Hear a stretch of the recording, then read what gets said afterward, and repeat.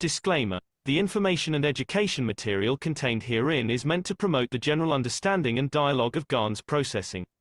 Such information is not meant or intended to serve as a substitute for a healthcare professional's clinical training, experience, or judgment. For patients and individuals, such information is not to be a substitute for professional medical, therapeutic, or healthcare advice or counseling.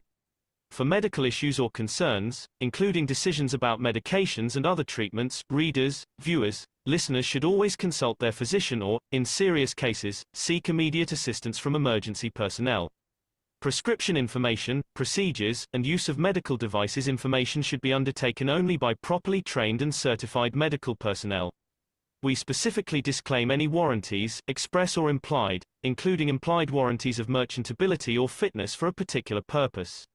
Such information is provided, as is, and is believed to be accurate at the time of its publishing, but it is the viewer's job to evaluate the accuracy of any information found in this presentation. Every case presented is of their own experience, applied by themselves for themselves, and it applies to their case only. Every person experiencing health problems should seek professional medical advice and consult their course of treatment with a doctor. The processes of plasma balancing described herein are a natural process which supports the body but does not replace medical advice or therapies one is already subject to.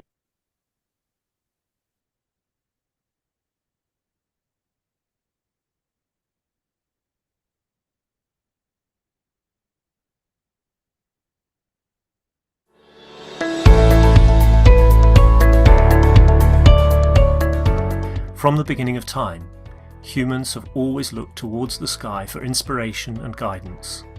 There has been a fascination with birds, stars, gods, goddesses, and other entities which seem to exist above us, and for many humans, a strong yearning to travel into space. Man has dreamt of flight since observing space, and now it is time to become the space traveller. The future of space travel requires us to understand from where we came, to see where we are going. Several thousand years ago, philosophers Mozi and Lu Ban from China were looking to the wind for flight. They invented kites using silk and bamboo, allowing for the later development of communication, measuring distances, testing the wind, and lifting men. The invention of the kite brought with it the desire to fly. The first known attempts at flight were typically by leaping off towers, known as tower jumping. People in China, India, and Europe first attempted flight this way. In 1670, Francesco Lana de Tarzi published a book that showed some interesting concepts. The concept of copper foil in a sphere with a vacuum would produce a vacuum airship. This is still not possible with today's materials. Francesco is recognized as the father of aeronautics, melding science and mathematics into aerial navigation.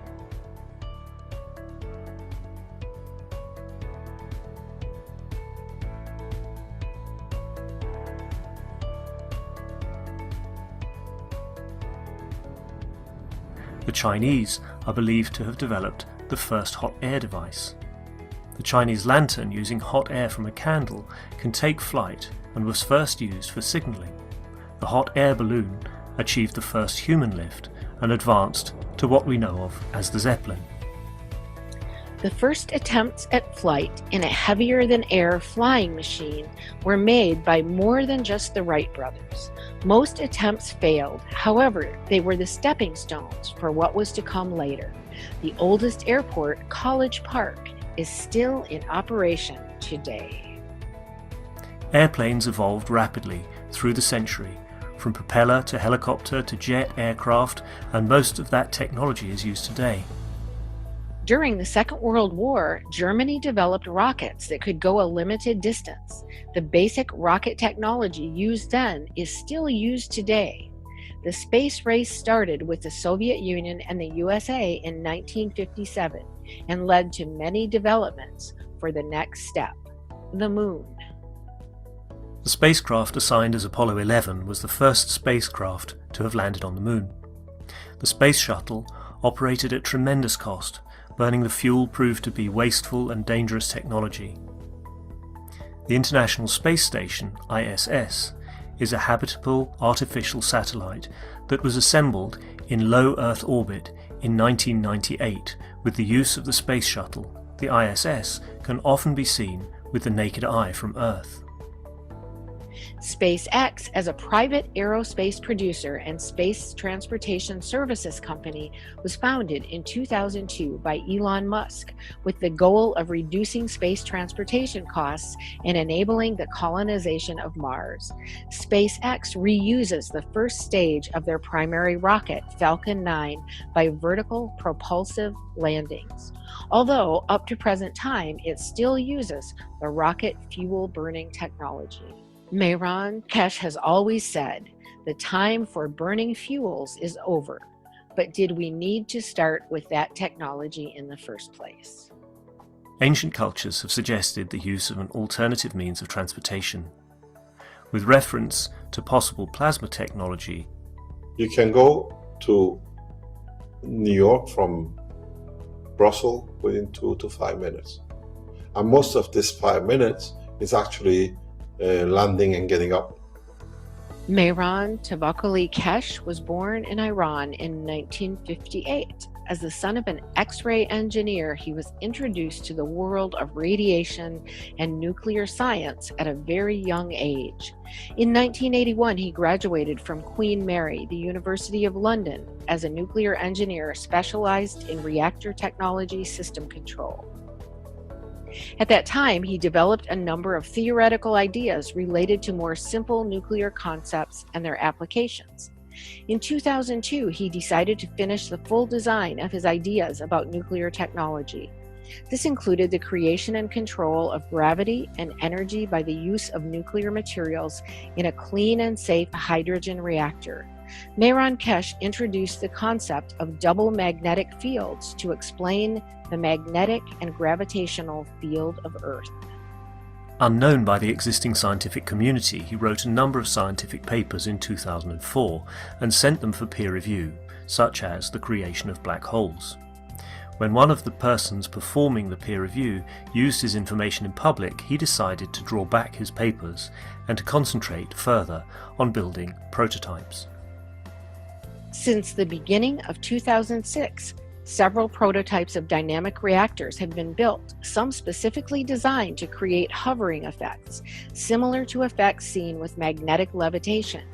Basic hovering effects have been achieved. 2007 brought the first flight test with radioactive material, in which the patents describe the process of the field interactions. The main patent, Gravitational and Energy System, described the initial fundamental aspects of the plasma and uses. This was followed by the supplemental patent, Microplasma Reactors, where further uses and advancements were described. Mr. Keshe found himself in Iran in 2008 and was provided all the resources needed to create the first lift of a plasma reactor managed by the Iranian government. These special rotating gas reactors were used to control the plasma. To bring a deeper understanding, Mr. Keshe released the first book in 2009, The Universal Order of Creation of Matters, which contained many new concepts released to the public. This included the PMTIC plasma magnetic fields, initial fundamental plasma and plasma dilution technology used for space reactors. The plasma technology was further developed and it manifested in weight fluctuation in a controlled environment. 2010 introduced a new state of matter called GANS, an acronym for gas in nanosolid state. The GANS produces fields to be used in the operation of the spaceship. Advanced flight tests were performed in Iran with the guidance of Mr. Keshe and the newly designed systems. Mr. Keshe tells us you can't bring all the doctors with you in space. Medical research advanced in 2010 and is still being explored daily all around the world. The Keshe Foundation has provided knowledge for dealing with many medical conditions in space. A great example of plasma technology used for peaceful process is the capturing of the USA drone over Iran in December 2011.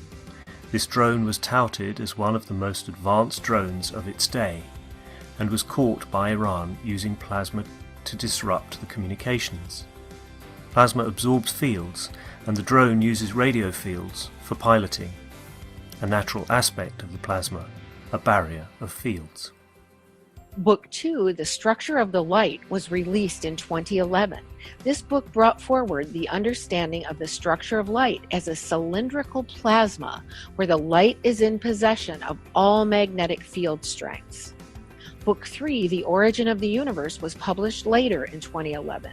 Mr. Keshe explained the further operation and interaction of different strengths of the same fields, which then leads to the creation of the universe. These 3 books bring forward a much deeper understanding of the plasma science that is applied worldwide by knowledge seekers and scientists in spaceship research and development. There were 2 conferences to release the space technology to governments in 2012. The first international presentation in April, Keshe Foundation invited representatives of every country to the first presentation of the plasma technology. The second international presentation in September, Keshe Foundation invited the nations of the world through their ambassadors and their leaders to attend a gathering at the Keshe Foundation Center in Nenove, Belgium. Space travel requires peace. The implementation of the plasma technology brings greater responsibility. In 2013, Mr. Keshe brought forward the World Peace Treaty. Signing of the peace treaty is a confirmation from yourself to your soul to act correctly in a peaceful manner. In 2014, knowledge seekers came together from around the world to learn from Mr. Keshe, and many different experiments with reactors were performed, including improving the previously developed reactors to fit with the new knowledge, introduction of nano-coated reactors, multi-core GaN systems. The Spaceship Institute lab experiments were streamed live on the internet for all to see. SSI lab tests with reactors showed strong magnetic field pulses up to 129 Tesla and showed significant weight fluctuations. In December, an experiment was performed using reactors built by knowledge seekers from around the world. Italy, Germany, and Canada were involved in field communication tests. The tests showed that fields can interact with each other no matter the distance or time, resulting in instant communication. In 2015, developments for space continued with different aspects of the plasma technology, such as in health, energy, and decontamination. In October of 2015, Mr. Keshe taught a popular week-long course called the Blueprint Teachings about how to build the MAGRAV power units. People from all over the world participated with building their own MAGRAV units and teaching others. With the demand of the Keshe Foundation products from all over the world, a new research center and manufacturing opened in Arizona, USA. Many developments of the technology happened in different parts of the world, and Keshe Foundation USA is no exception. John and the team started performing experiments using different sensing tools. These tools allowed the team to visualize the MAGRAV fields and to show others their interactions. With reactor formations showing positive results, partaking in the knowledge together is easier and more joyful than ever. The fun has just begun, says MT Keshe. Mr. Keshe publicly teaches the space technology through the weekly Knowledge Seekers workshops. Plasma enthusiasts from around the world participate in gathering the knowledge and putting the puzzle together in the space race.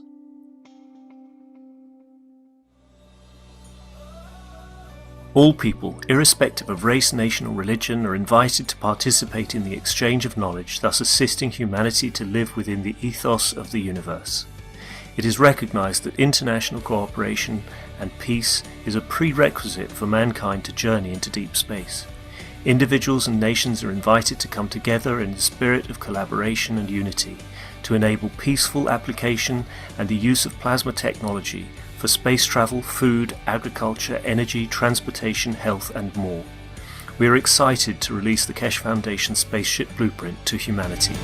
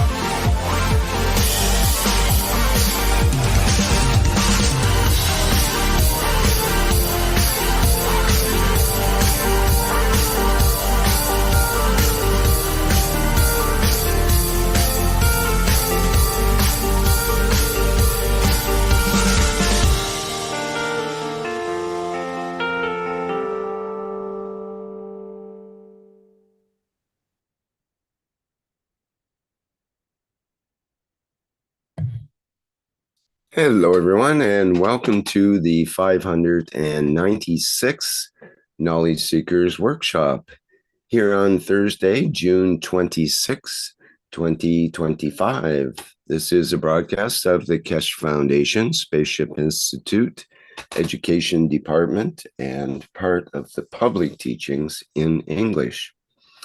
My name is Rick Crammond, and I will be host once again in this weekly series of workshops that have been ongoing for, well, many years now, over 11 years. And once again, we have Mr. Mehran Keshe as our main presenter here. And I think he's ready to get into the gist of today's show. So please go ahead, Mr. Keshe. Thank you very much. Good morning, good day to you, as usual, wherever and whenever. Listen to this series of knowledge seekers from Keshe Foundation Spaceship Institute. In the past few weeks, as we're all aware, we're talking about time. Why time is important. In the structure of universe, we don't call it time. We call it manifestation, in a way from where a principle, entity, life, in any shape or form can be confirmed. But in the universal language, we are always aware in the back of our mind, in the knowledge of the creation, that every condition, every time, be it creation, be it development of a life cycle, there are magnetic fields which are involved. In a way, the time we measure is the manifestation of interaction of fields. We call it a dream. We call it lifetime. We connect to the dream, which is connection between the two different time zones. And we bring it back to be part of the reality of what we call physical life. The time zone, or what we call time of creation or manifestation, is always connected to another cycle of life with a time of its own. When our soul leaves the physical body, be it during the day and night, or when the physical tangibility of the body of the man is not needed, traveling on its own, that soul still has life, and it has a time. What does this mean? We live a two-time zone life.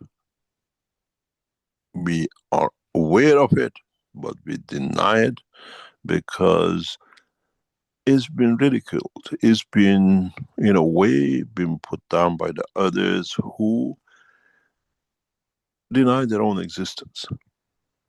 We walk, we eat, at the same time, inside we dream.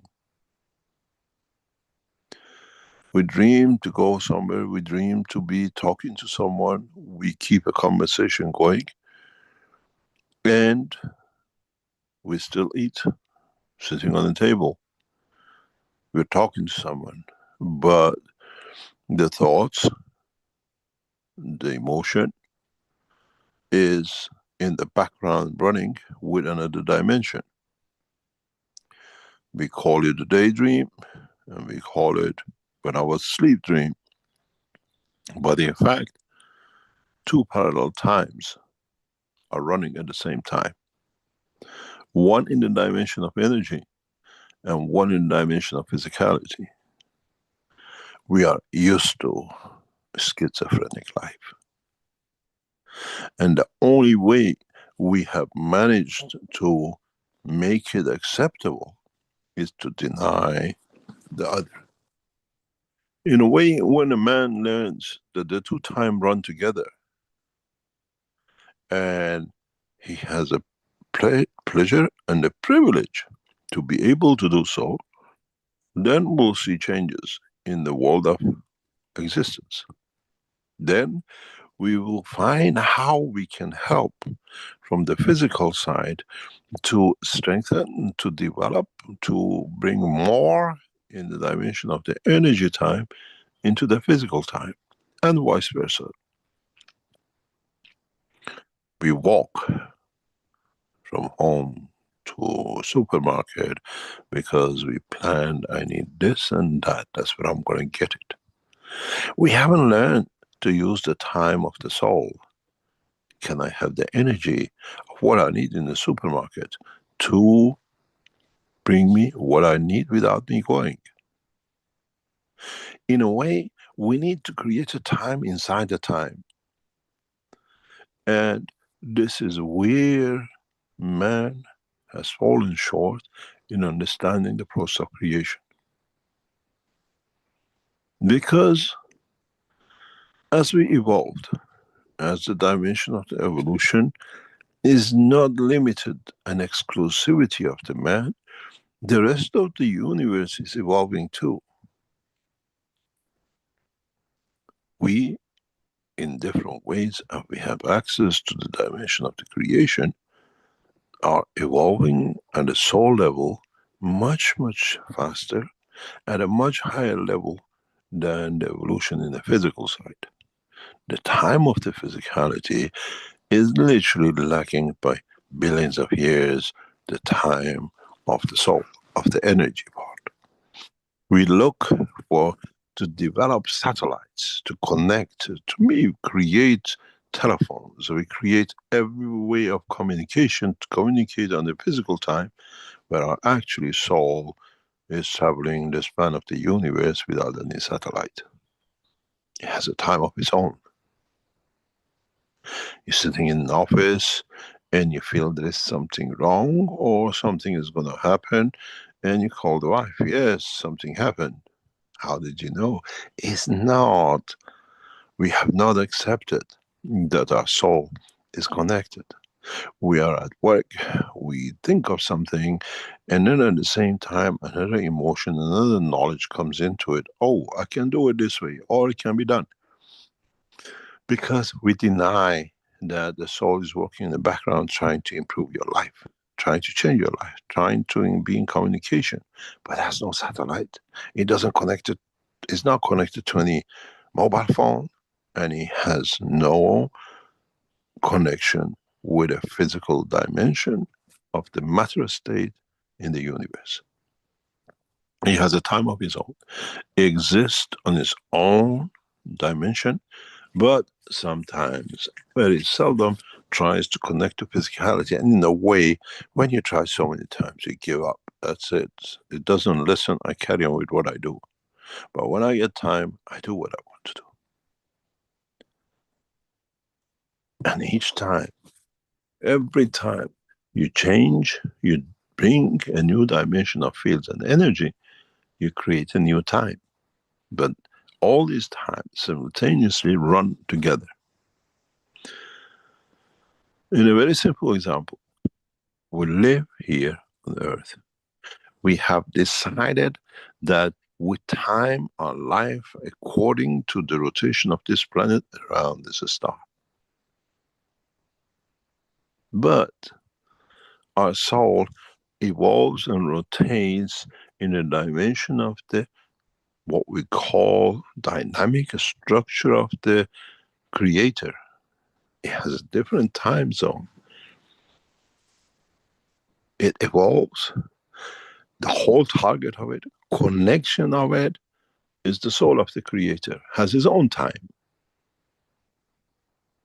It's very much we have a time on this physical dimension. We've chosen to be the rotation of the Earth around the Sun. But again, there is a different time in the galaxy because the Sun has to rotate in its own galaxy. And then, as we said, the galaxy in the universe. Nobody has ever patterned where and how our solar system is rotating inside the galaxy. Our system itself has another central connection, and that on its own connects to another central rotation that again connects to the central galaxy.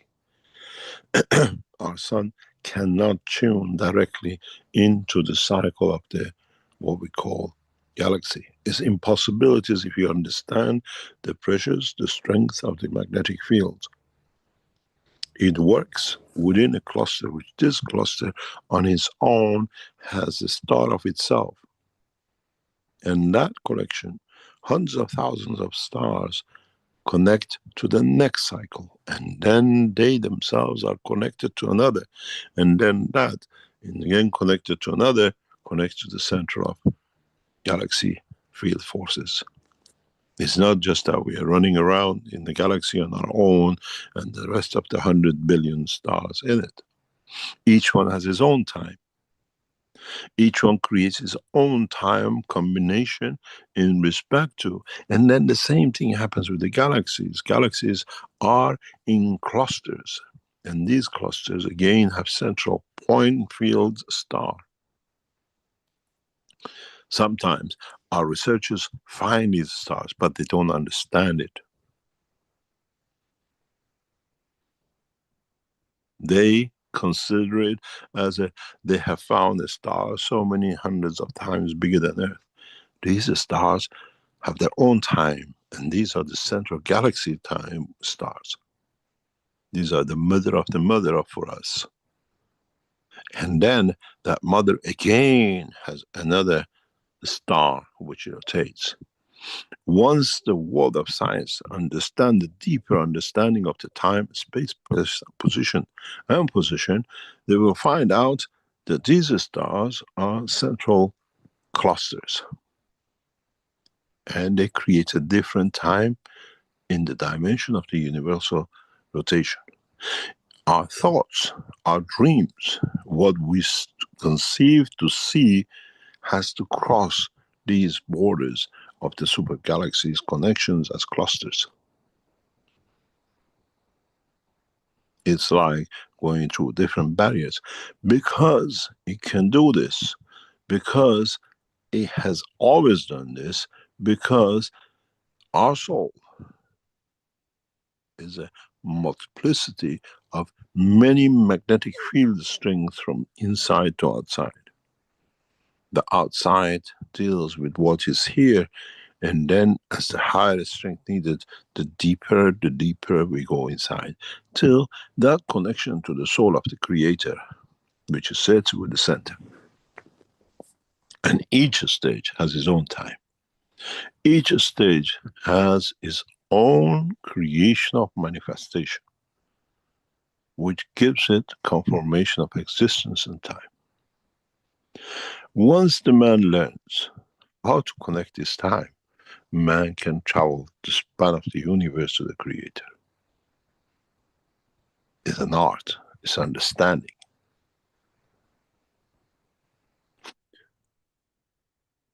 How we are educated, how we understand this, it brings us to the next house. It rises our horizon to understand in the dimension of the soul and energy. Expectation according to the understanding of the field strength. Very much a man coming from a village to a town, seeing bigger things, and then going to the cities, and then traveling the continents, and then becoming man of space. We decide. It's the same body, it's the same structure, but how we use which magnetic field strength. You can train yourself to create time.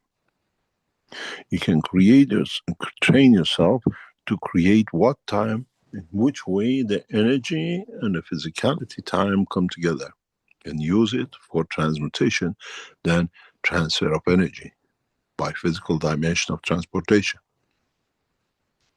This is why we teach about the time. Because once you learn this, once you connect the time to the soul and connect the time to the soul of physicality and connect the time to the dimension of the physical man, you don't need to go through the energy time. You go through the time travel of its own. There is a trick into it. There is a method into it, how to travel amongst the times. How to call upon higher strength to be able to do that transition.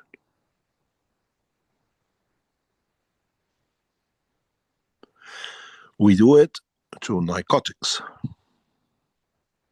but we haven't learned to do it through free time. When man uses narcotics, that position, creating higher order energy to the brain of the man, which feeds the soul of the man at a higher connection, takes the man into the time of what you call hallucination. But in fact, you create a time to go deeper. Higher strength fields of the brain are opened up to the soul of the man. And we have to learn that process. This is what we denied. This is why we get addicted.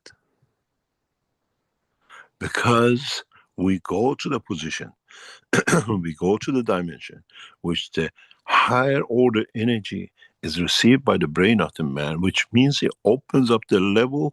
In a way, what we do with the headsets to expand the, what we call dimension of the soul, is done through narcotics.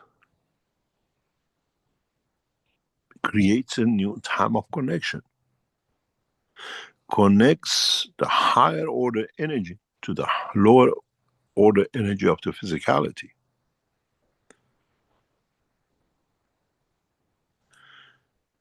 We get this. We have this. We bring certain addictions into our lives to deny this, that we can access. We have the possibility, because every cell of the brain of the man has the same capability and power as the soul of the man. It's just that which layer of the onions we are preparing to take off.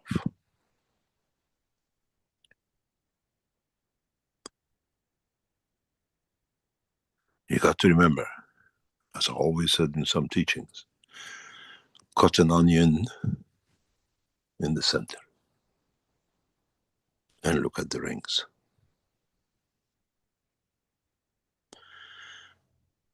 The outer rings, the outer layers are very fluffy and weak. The inner ones, very center ones, are the point of power, because they have to push the others to find a space for themselves, to manifest themselves at the outer layer. This is how the soul works. The bigger ones are pushed by the stronger center that allows it to open up, to manifest itself. But there's always another center within the center within the center.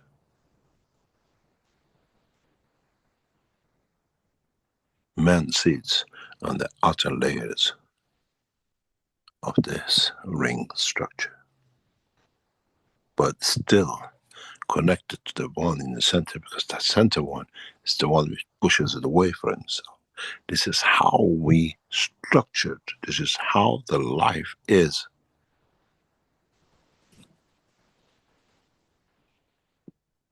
Then you understand.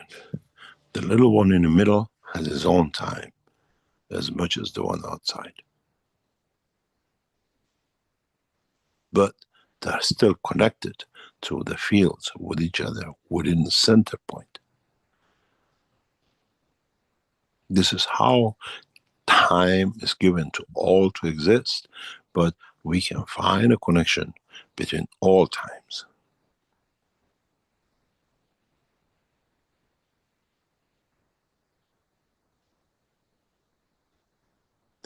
We see the rings, we see the little rings in the structure. But if you look, everything came from the center, from the root, which is the creator. Has no structure, but structures everything. That is the original time, because that time allows the rings to be created, given the strength to push to structure to harmonize the process of timing, that each layer has its own time, but they're all connected in time.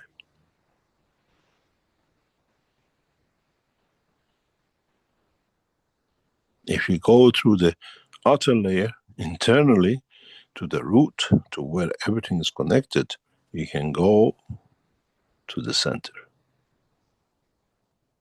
You don't need to go outside. You don't need to go through inside. And that root section is like where you can bring the trouble between the time of the man and the time of the soul. Transmute. But all times exist in all layers. But the strength, the power internally decides where and how we travel within.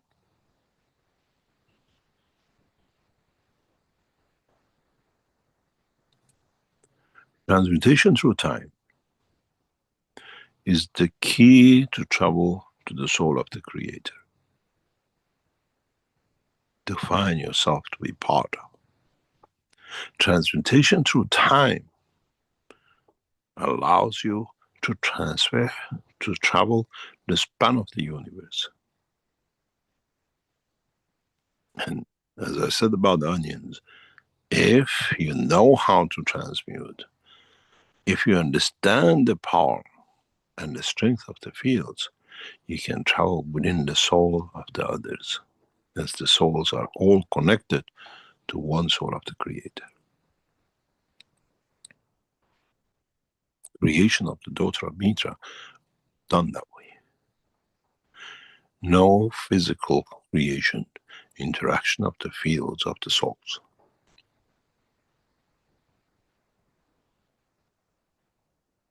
It's not a physical penetration, it's connection, interaction by dimension of the fields of the highest order.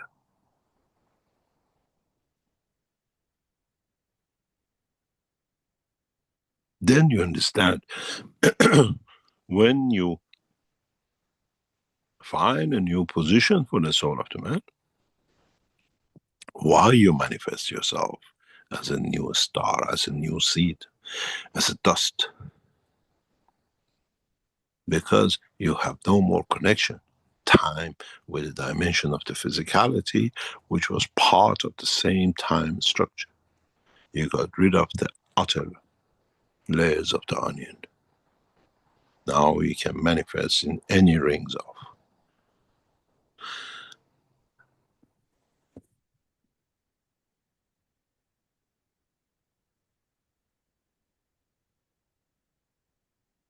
The structure of the creation through time is the process which man has to understand.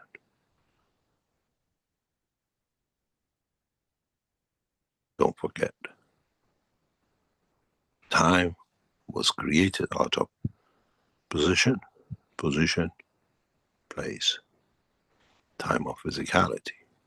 And then you have the emotion, the intellect, and the enlightenment, the time of its own. But both physicality and intellect are connected to each other, which that creates the time of the creation. And we're dealing with that time. That's why physically we can breathe to bring to condition of a creation of a new time, that time can be close to the dimension of the time of the energy. Then we say, I can do things which cannot be done in physicality, because you have connected time of the physicality and time of energy together.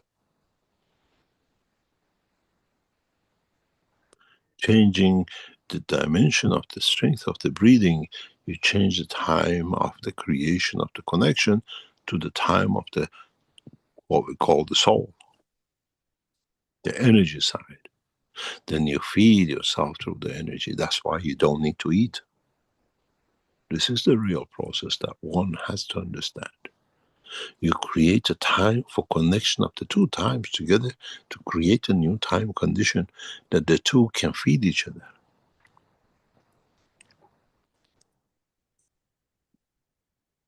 Once man understands how to play the creation of the time in the dimension of physicality and the energy, what we call the soul of the man, man will achieve the true transmutation.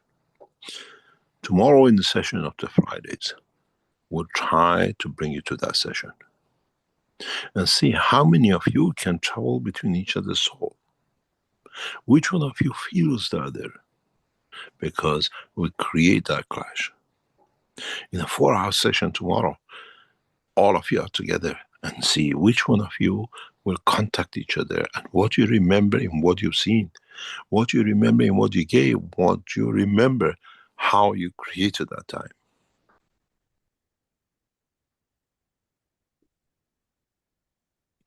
When you meet is where the new time starts. What you feel is where the new time starts.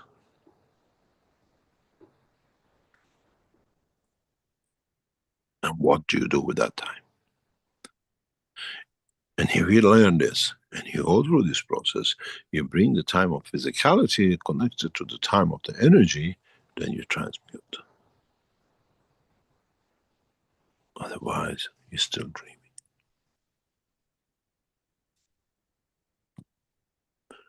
I made man in the image of myself,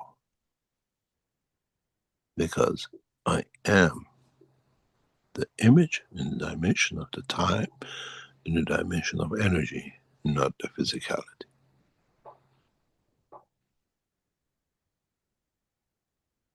And this is what man has not understood. And if man understands and bring the dimension of the time in the energy into the dimension of the time in physicality, you will see the feature of the Creator.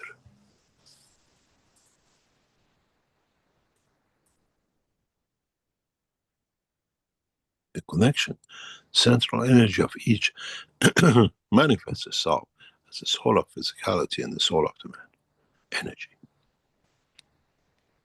Physicality does not exist if it's not connected to the energy, cannot be fed.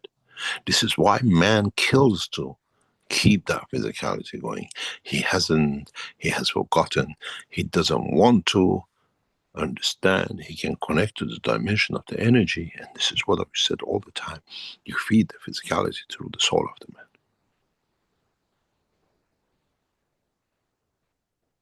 Systems are getting developed to create that dimension and condition. We are creating a new dimension in supporting the life on this planet that man does not need to kill. Man can tap into the dimension of emotion and dimension of physicality, and in that process feed itself to what was lacking and is lacking in the structure of the gravitational magnetic field of the earth. In a coming weeks will be supported with a new system which can support both. The man stops killing to survive. Most probably in July session, for the first time, we triggered this system, where man's dimension of physicality and dimension of emotion in the dimension of the soul will be fed, will be receiving what we need. We would like to know, if you complete, those of you who are in the July session, would you and how much you will change.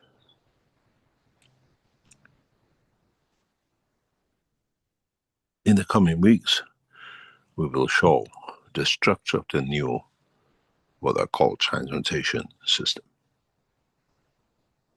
Transparent, where man can see the soul of itself. The new headset we put out last week is the connection to this system. We are not just releasing the head units just for something on its own. It's done to connect to this system. Would it stop you killing? Would it stop you abusing? Would it stop you eating? Would it stop you a lot of other things which you do? And would it give you a chance to transmute?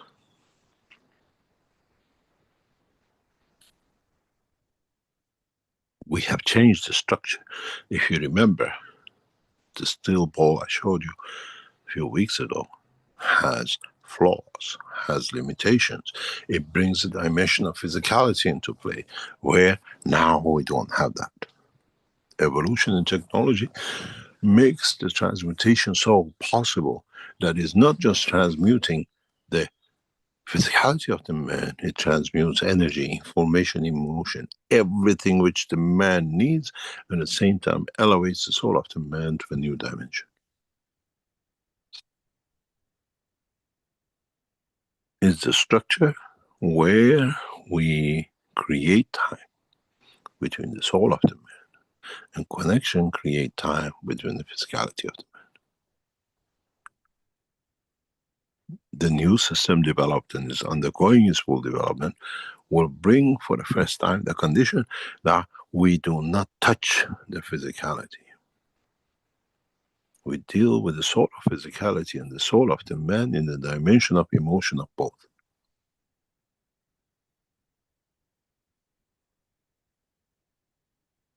Look at the structure of your brain and where your soul is and the rest of this massive lump of matter that it has to control to be connected with that tiny little spot.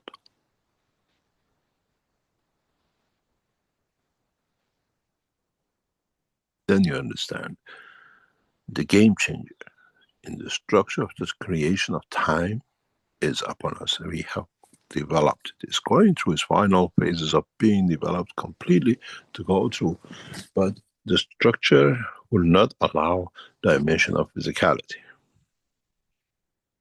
because the soul of the man and the soul of physicality are interconnected. They live through no physical dimension of conversion into matter state. The way your brain works, the way your brain energy fields connects to the soul of the man, the time of the creation.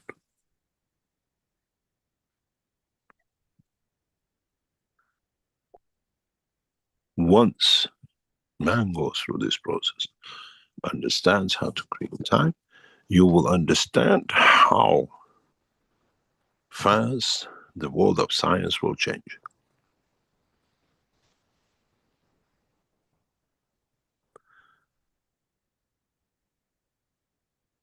It's time to release this knowledge. And we are developing that technology. No need for mobile phone, no need for food, no need for transportation, as man transmutes through the dimension of the fields of the creation and the creator.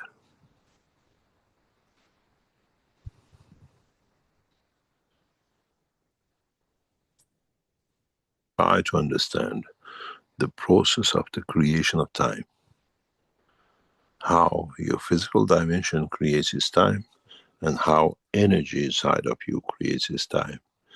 And when you can connect the two together, which sometimes you do, and then when it becomes a dream, then you understand how the reality has been denied by the man.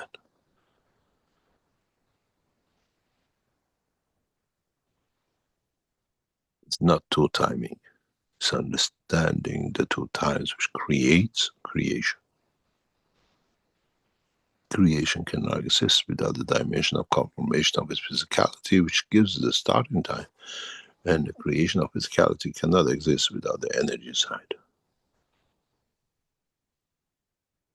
why man has chosen to kill, to take that little bit, which we understand how, then directly using the soul of physicality.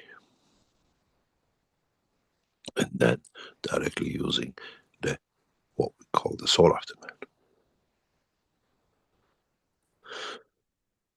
We don't need to put the seed inside to attract. We need to transfer the energy from the energy side to release itself within the dimension of physicality.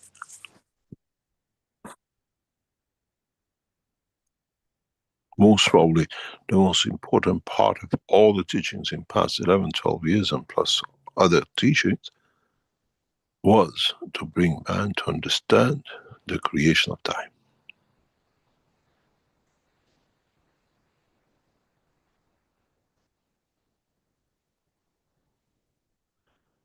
Time is created out of the emotion of fields and not by the dimension of the physicality of the matter.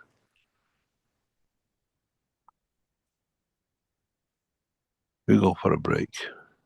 And if you understood today's teaching, you already have become a traveler of the universe. Break, would you take us for a break and we come back? Okay, thank you, Mr. Keshe. What I would like, sorry about that, what I would like the knowledge seekers, those of you who work in the background, take the first teachings of time a few weeks ago, cut it out, and connect all these sessions together. In a way, we make the book of time. And then we release it as one. Make it available to the foundation. I know transcribers and the others are working on it all the time in each session. Take only the time, the sections which is purely teaching about the time, and make one file from it. And add all these together as we go forward. And then that'll be the key for man to progress to the next level of understanding. Because if you understand time and how it's created, then man can feed itself through time and transmute through time. Thank you very much. All right.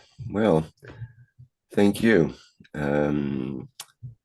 Yes, we'll take a short break here in the 596 Knowledge Seekers Workshop here on Thursday, June 26th, and we'll be back with the second half, which will mean that people will have an opportunity to ask questions of Mr. Keshe. So those in the Zoom who are attendees can raise your virtual hand if you would like to have your microphone open so you can speak, and others can put the questions in the Q&A or the webinar chat or in the YouTube chat.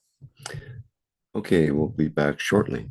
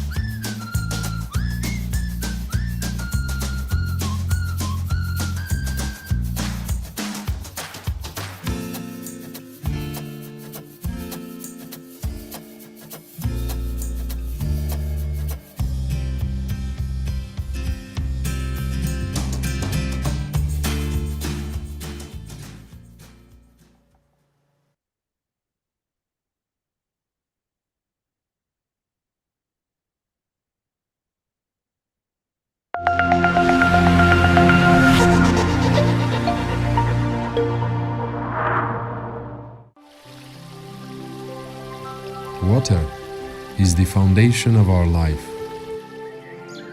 It is part of every living creature. Pure water gives you the energy of nature. Now, you can have this energy in your home. The Keshe Foundation Alkalizer and Energizer is designed for your daily well-being. It increases the pH of the water so your body can absorb more oxygen and stay in its natural condition during the day. Keshe Foundation Alkalizer and Energizer.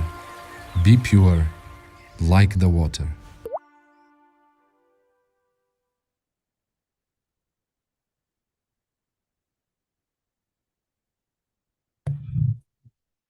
Okay, we're back again, and hopefully the sound is okay.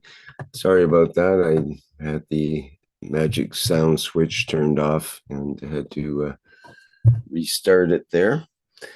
In any case, hope you had a good minute of silence while the ad was playing. And now we're back again and ready to begin our second part of the show. And that means usually before the questions that Mr. Keshe has a few things to say first. And I assume today is not an exception, Mr. Keshe? Not really, yes. A couple of things we have to clarify. There was a mistake or miswriting or misrepresentation of the new system last week, which was released, the headphone. The price was put at $7,999. That's for 2 headphones, not for 1 headphone. So I think they have corrected it in the background. And so the price of the single headphone is different than the 2 headphones, because we put this up as, remember, the original 2 headsets were put up, if you remember it. But this one is, the $799 is the price for 2 headsets, not for 1 headset. I do apologize for this, but not everything in the Keshe Foundation is perfect, so I'll clarify that one out. Those of you who join us tomorrow,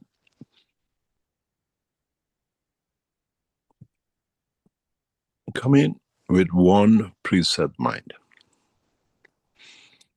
that you're going to transmute between the soul and the physicality. We are not taking you to go somewhere. We are taking you within yourself. We allocated 4 hours, and in that process, if you know each other, if you're aware of the other existence, you can transmute between each other's soul.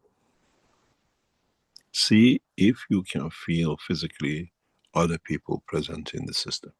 See if you can feel your own soul. You can come in touch with it. You can enjoy its presence. We have given you a big dimension up to now that you could do whatever you like. But now you have to know yourself. You have to know your own power, your own strength.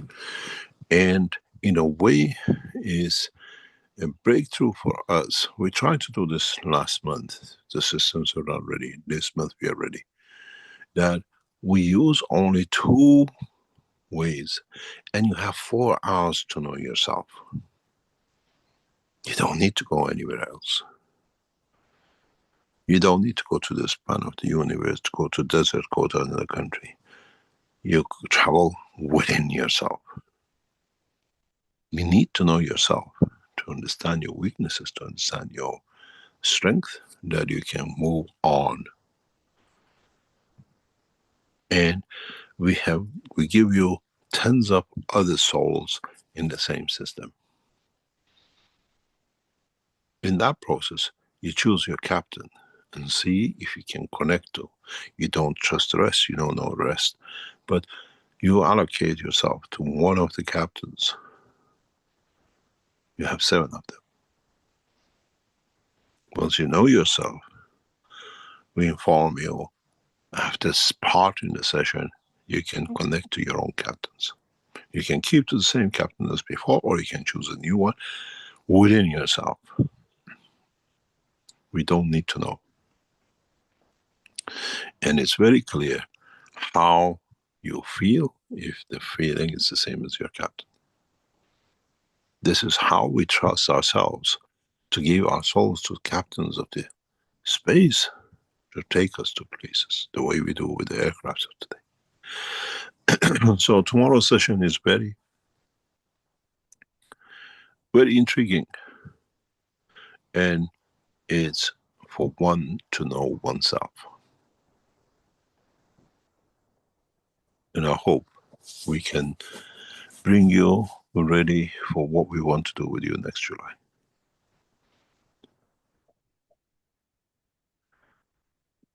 If there are any questions, we go ahead and we'll see.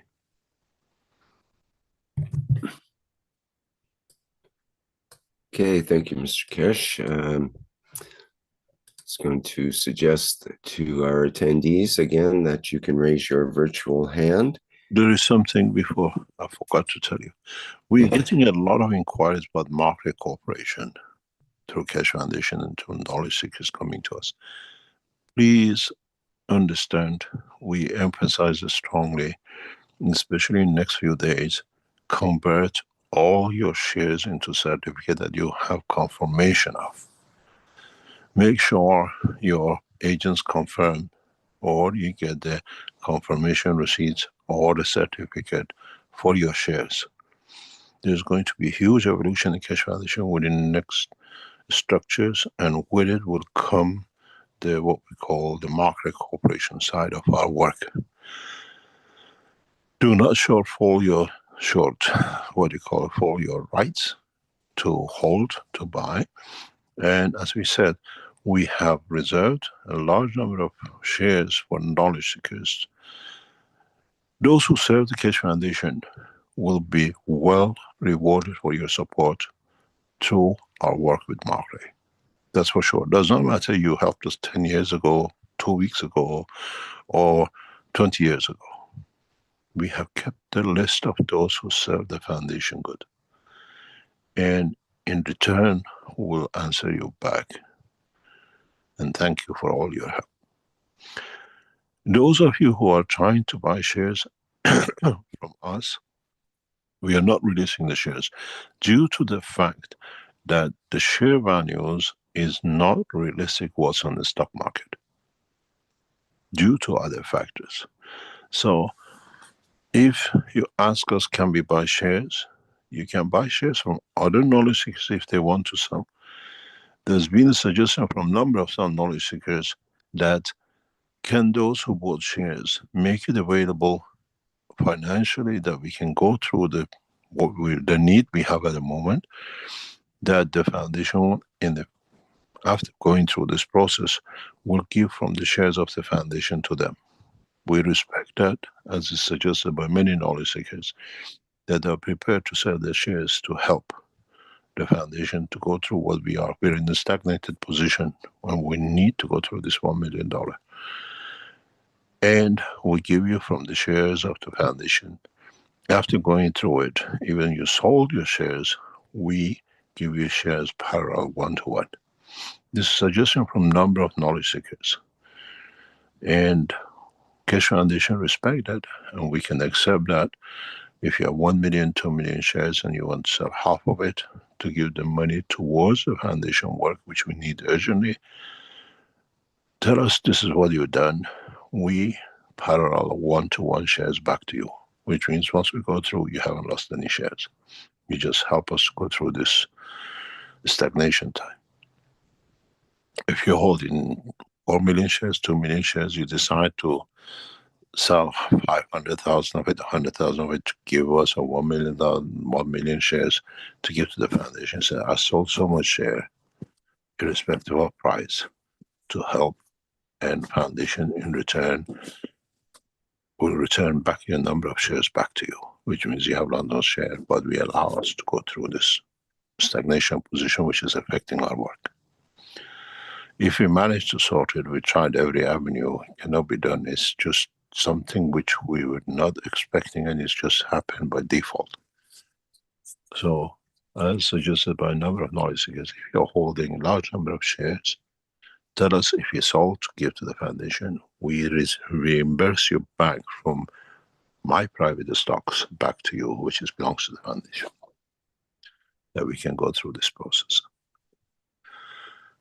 Make sure you do not get tricked by what we see. Somebody in the stock market shares is playing with you, sells 100 below for you lot to jump in, and he buys at high. They are trying to extract shares from you or trying to sell shares at higher value. Just be aware, buy shares direct. And the reason we are not releasing the shares of the Keshe Foundation into the market is very simple. These shares worth much, much, much, much more than what is today, and the foundation needs these reserves in the future. And if we do, we damage the stock value in the market, and we're not prepared to go under investigation. Thank you very much. You can go ahead. Okay, thank you, Mr. Keshe. We have a hand up here. Ilonka, I believe, is the name. And let me allow you to talk. If you could go ahead, please. Yes, hello. Can you hear me? Yes. Hi, Ilonka. How are you? Hi. Thank you, Mr. Keshe. I'm very well. I hope you're doing fine. You're still alive. You're still here. Yes, I'm always so happy to hear your voice and your energy, to feel it. I am very, very grateful for the Cosmic Mystery Box we received with all the items. And you got shocked. You got more than what you were expecting. I got more than I expected. It was like I was like a kid with Christmas and opening the box. I was as eagerly waiting, and I was opening the box, and I thought, "Wow!" So all this, and it was amazing, really. And so I'm very grateful for that. And then I found the voucher for the transmutation, and that really, really, really, really made me so happy. Because at the moment I am working with the cosmic ray material balls, and I managed to get into that 0 point field because I can get detached from my body now after 1.5 months of just working and let everything go and be one with what I feel.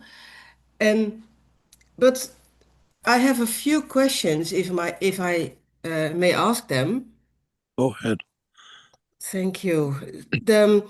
The first one is, how do I know if if I'm in this 0 point field where there is no me, no consciousness me, there's only soul in this 0 point field. How can I direct the things I want to do in the energy fields if there's no consciousness me? It's only the soul. You got to remember, consciousness, the way you talk about it, is not exclusivity of physicality. Consciousness is a totality of understanding the process of creation and the energy field. The way we have emotion parallel in the physical and the dimension of energy, consciousness is the same. Your soul is more conscious in dimension and strength than your own consciousness and physicality.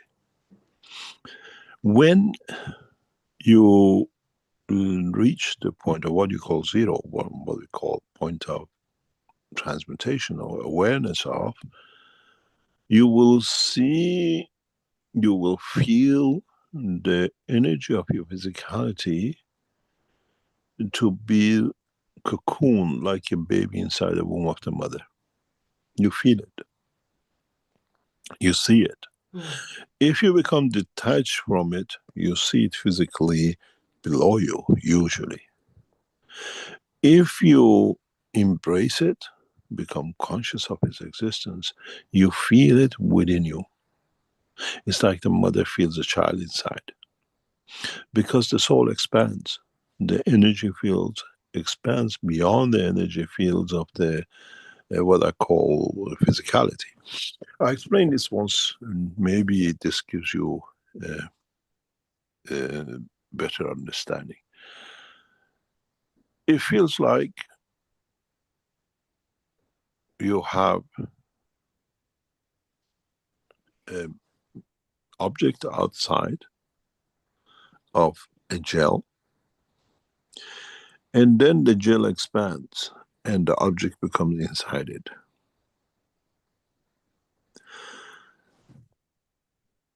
You have the same condition. The soul of, or the dimension of soul of physicality, get embedded, embraced by the soul of the man, by the fields of it.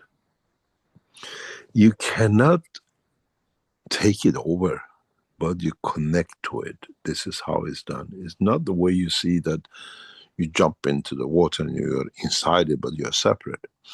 In the dimension of energy, the dimension of the fields which you have, who had in strength the same as the soul, brings you in.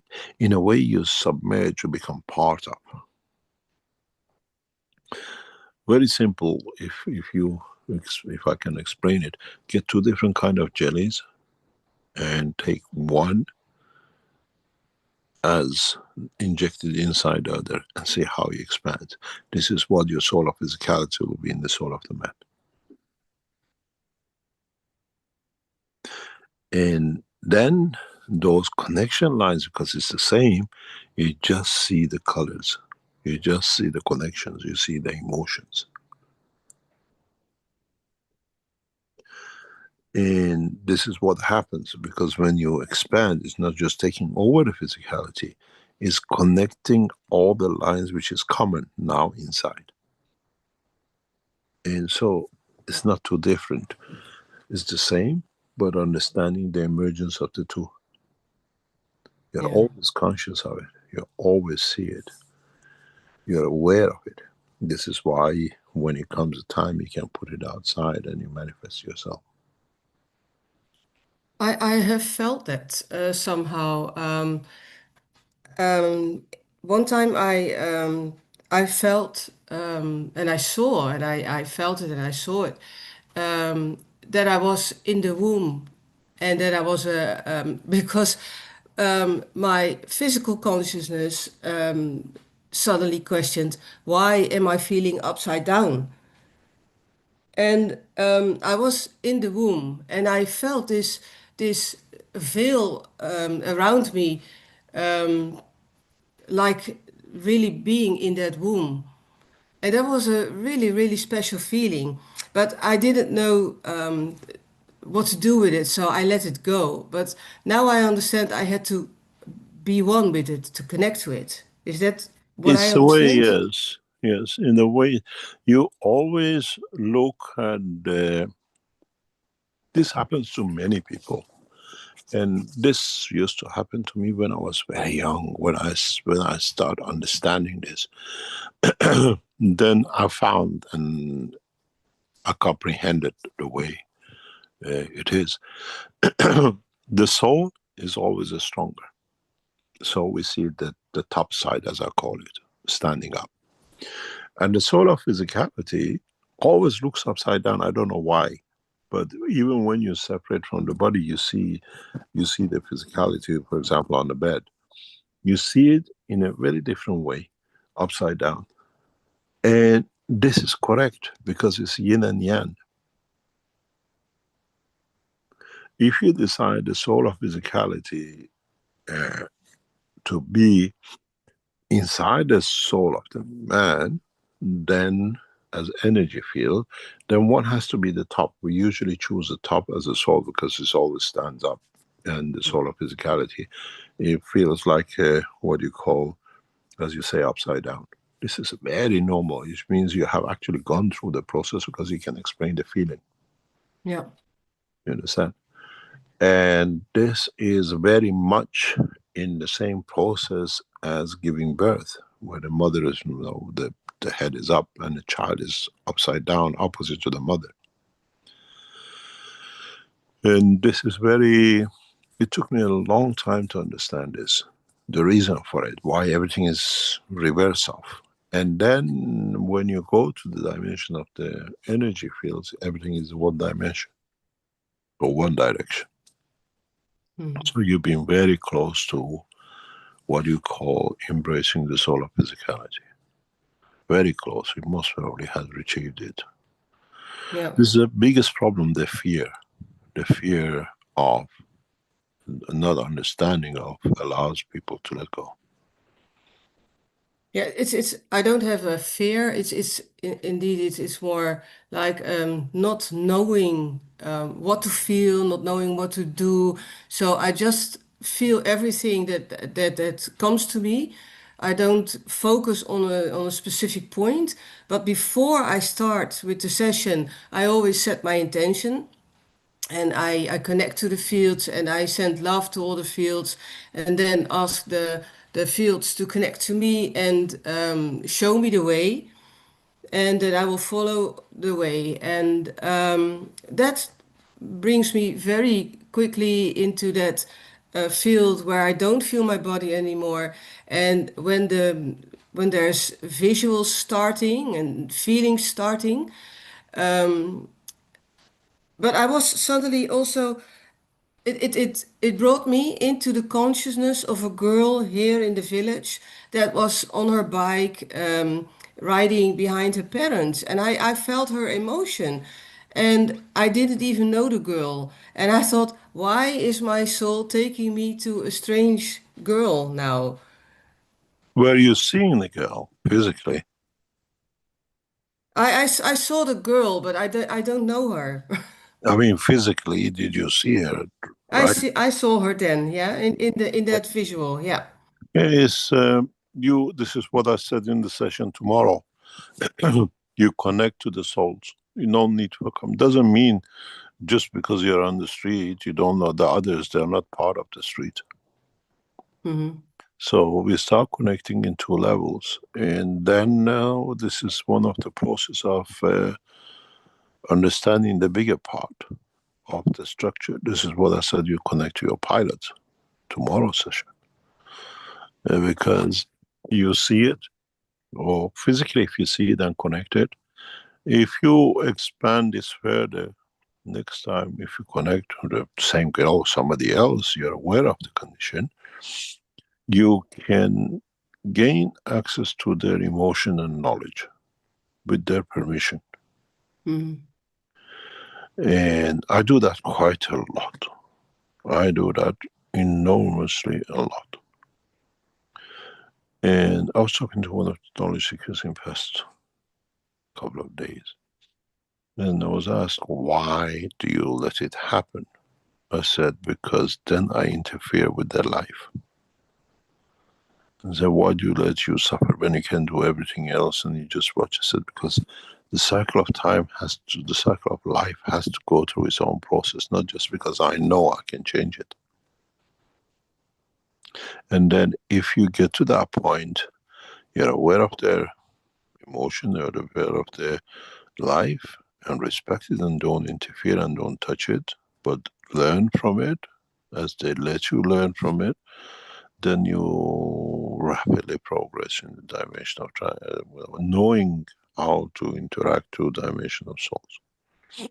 You don't read mind, you just connect. It's just like the way you go to a bar and cafe and you connect with the strangers, and then you get to know whatever. This time is without going to the bar. You go to what I call the bar of the universe. Yeah. And it's very, very interesting emotion. It's interesting that knowledge seekers gradually are going through this emotion, because I know it very well because I've been through it. And it opens knowledge. It brings enlightenment.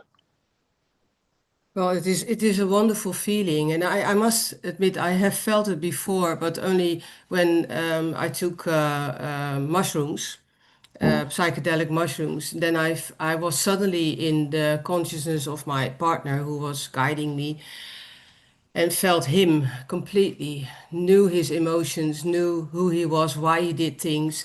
So I have felt that before, and I recognized it when I was in the girl's consciousness. But I was, because I always thought with transmutation that you um, can direct what you want to experience. And but I think I must let it completely out of control of me and let my soul decide. Is that the right In a way, way? you're in charge of your soul. You have to understand decision making in the dimension of the energy and decision making in the dimension of the physicality. This is the most probably the easiest and the hardest part, recognition. I went through this process, but I was 11, 12 years old, maybe younger. And I could choose between the two. And you become aware of what decision I make in the dimension of energy does not need to affect the dimension of physicality unless I want to. And you connect a lot. I remember those days I was hungry for knowledge. I was so hungry for knowledge of the universe. And I could tap into, later on I understood, to the universal fields of knowledge. And that has not stopped. It become much deep-rooted. And you can get to that point. All of us have the capability to do so. You got to understand what you need from this privilege. Yeah. It is so it is so new to us. We are so connected to the physicality, and so focused on everything in the physicality that we don't even know how it feels to be with the soul. But my last question is, like when I was feeling that I was in that womb, I only got that feeling once, and that was the same session as when I was in the consciousness of when I felt the soul of that girl. Um, how my all my other sessions were, sometimes I always go deep, and with deep I mean I always can get out of the connection with my body and with my mind, and get on a complete blank part of myself. But I rarely get into this womb feeling of, or something that is a veil around me. It's usually some visuals, some Practice, strange practice, feelings, but yeah, practice, practice, yeah. practice. First of all, one of the best ways to do it is don't isolate yourself. As you get better, try to sit in a room with a lot of noise, in a room with a lot of people, and see if you can do it. One of the easiest way to do this is why we released the what do you call it, the balls, which you all were waiting for such a long time now, more or less. Every single ball which has been bought is completed. If you haven't received it, you receive it in the next week or two. Is to hold these balls in each hand and try to limit the dimension of physicality. This is what these balls do partially, built for that. which if you put your hands next to your face, if you bring your hands with the two balls as close as possible to your two sides of your head, the way that you put the headphones, which you create a dimension of the rotation of the fields between the two balls and your soul, you go through a very fast transmutation.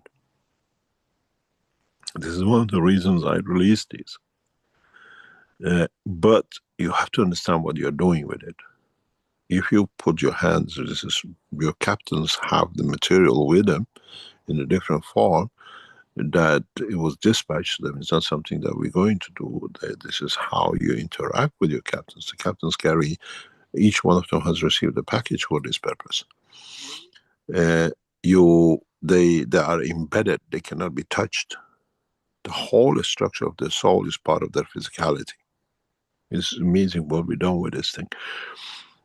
So you can use these balls, cosmic ray balls, to bring balance between the physicality and the soul. The new headsets are amazing things once they are released. They connect every part of the dimension field force of the man. There is another addition I told you will come later on, to a system which literally is your captain for all the souls on humanity and the rest of the universe. It's an amazing structure once it's finished. So you can expand your soul directly beyond your physicality. And then you feel that warmth, you feel that energy. You feel you don't need to see your body is not there, because now you're part of inside looking at your own field energy, which does not, in a way, there is no soul of physicality to interact with, or energies of the soul of physicality to interact with the soul of the planet, which creates manifestation. Now you're dealing with the two energy souls inside, which does not create, in a way, physicality, but awareness of the physicality, but connection of the emotions. And that connection of emotion connects you with consciousness, connects you with what you call the fields of the physicality, which now the place of it is in the soul of the man, is an energy level, not a physical dimension. And it's very interesting. When you see yourself, for example, upside down as a physical part, see if within it you can see a light. That's the light of the soul of physicality. And that's when the transmutation can be happening. It's something I know fully where I've done this since, God knows, before teenage time. Well, thank you very much, You're welcome. Mr. Keshe. I hope it also will help other people listening to this. And I'm looking forward to the transmutation session tomorrow. You have to choose it and inform us you want to be in it. I sent an email already to the customer email. Yeah, it's just that you'll be placed in, so it is. I have to explain that many of you who bought these gift packs, 250 or 500, some of it you receive packages beyond 2,000-3,000 euro. That's why we call this surprise pack. You receive gift vouchers. Some of you most probably received the Cosmic Ray bundles, all sorts. This wasn't there. It was there to bring more people to understand different part aspects of the technology. Many of you received these vouchers. You can use it for tomorrow or next month session. Yeah, it's all registered, so we know who they have. And quite a lot of you received these vouchers, and some of you received the balls, which is around 1,000 euro, even if you paid 250 euro for the surprise package. But this is how we wanted to share, to in a way to give back to the people who helped us to be where we are. Any other question? You're welcome. Thank you very much for all your work in Netherlands. Thank you. Thank you very much. We did have a question from, well, anonymous attendee. It says, Mr. Keshe, I ordered and paid for a cosmic mystery box on May 7th. When will it be shipped? Thank you. As you heard, a lot has been done. We received a lot of orders for it. So it's the human packaging side of us which is delaying it. And plus, some of the people, depending on which category you chose, special materials are getting made for you. So if you haven't received it, it's all done. Everything is there, and it's just we wanted to share, and it's there. You just wait for your turn. As usual, first order goes out first, and as we hear, people start receiving it. It's a huge effort to put these together and in a way, to share it with everybody else.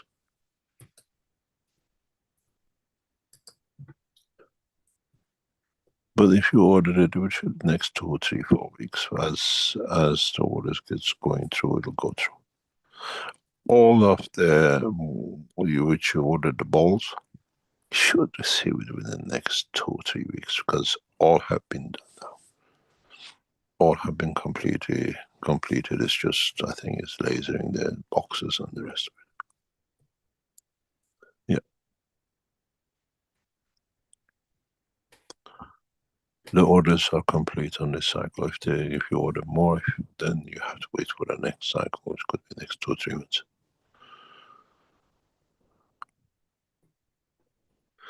Don't forget, in the near future, we use this as currency as part of the Keshe Foundation structure. I'll explain to you when it comes to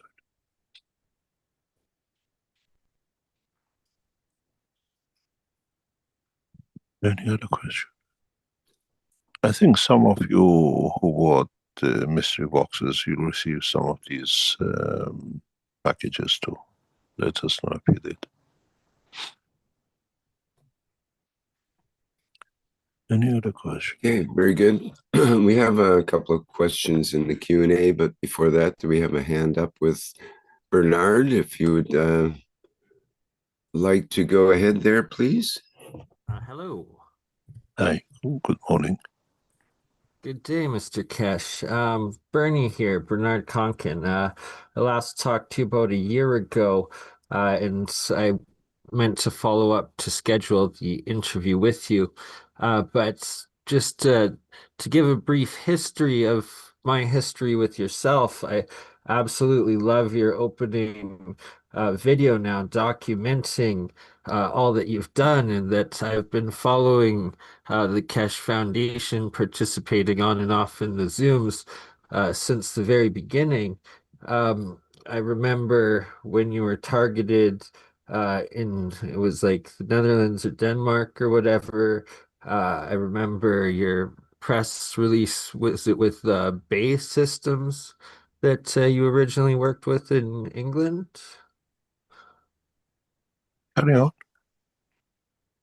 on. And then I also remember the video where you presented to the cardinals in Rome.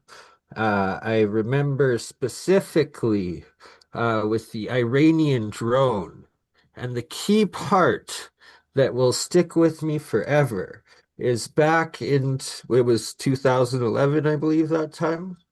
Or right after, but when it was, the servers for like YouTube, for different online chat rooms, they weren't blocked like they are now, the digital walls that are up, and that all the Iranian people were posting and giving you credit for it. And it was quite apparent, right, that it was 100% your technology that did it. And ever since then, specifically, my first question, I guess, is it was the plasma technology you said, and that Russia and China had also signed on. And that is that the plasma technology that gave the breakthrough for the hyper sonic abilities that these countries, Iran, Russia, and China, now have that the West has been unable to replicate? The Keshe Foundation technology is very well shown in a different way in the past 2 weeks. There's no question why the systems are not used or why, what happened. I asked that question from the officials and I got a very direct answer, which was very interesting for me. China used part of this technology last week by switching on and switching off aircraft disappearing from the radar and then appearing over Tehran. Literally, you cannot detect it. It wasn't detectable, and this brought a shock to the systems. The aspects of what we see hypersonic is a hidden knowledge which in the future will be released. It works partially because of the solid fuel, and the solid fuel at the highest speed creates plasma. If you can add to the plasma certain fields, you can change it. These are technical technologies which are getting developed by Chinese and by the Russians and Iranians partially. We are waiting to see two questions we asked. Why the systems were not used? I was answered the first part. It's a military, what you call confidentiality. Why not? And we have to keep it that way because we got... of course, national security. No, it's just before we even start the session. Today I was explaining to Rick. There's a lot. Today we have officials from Israeli military, Iran military, Chinese and Russians and Americans and a few others online. We've been told, we know, we're tracking them, they are there. They're expecting some announcements from Keshe Foundation in this respect because we are privileged to have information which is not in public, but at the same time our intelligence structure gives us a lot of insight. We asked a simple question and was answered immediately in one sentence by the officials in the first 2 days of the beginning of this conflict. We understand why Iranians are holding a lot of things back. They're going to test new technologies. They are testing what they want to call it as it is. And in replica, when answering it back, we have made a very large, impressive offer to the Iranians, which we are waiting for an answer within the next few days, which will change the course with plasma technology and space technology. And we have to see what the officials decide. But you have to understand, there is a huge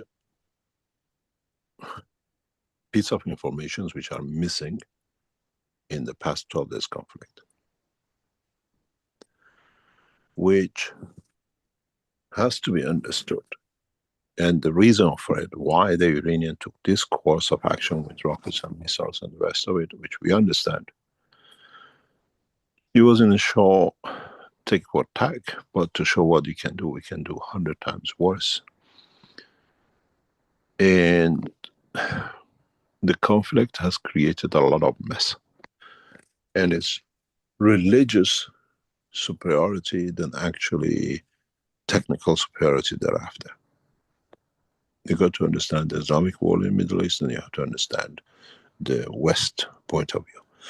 Iran, the first 7 days, stood on its own with 20 nations backing Israel from land, sea, weapons, everything possible.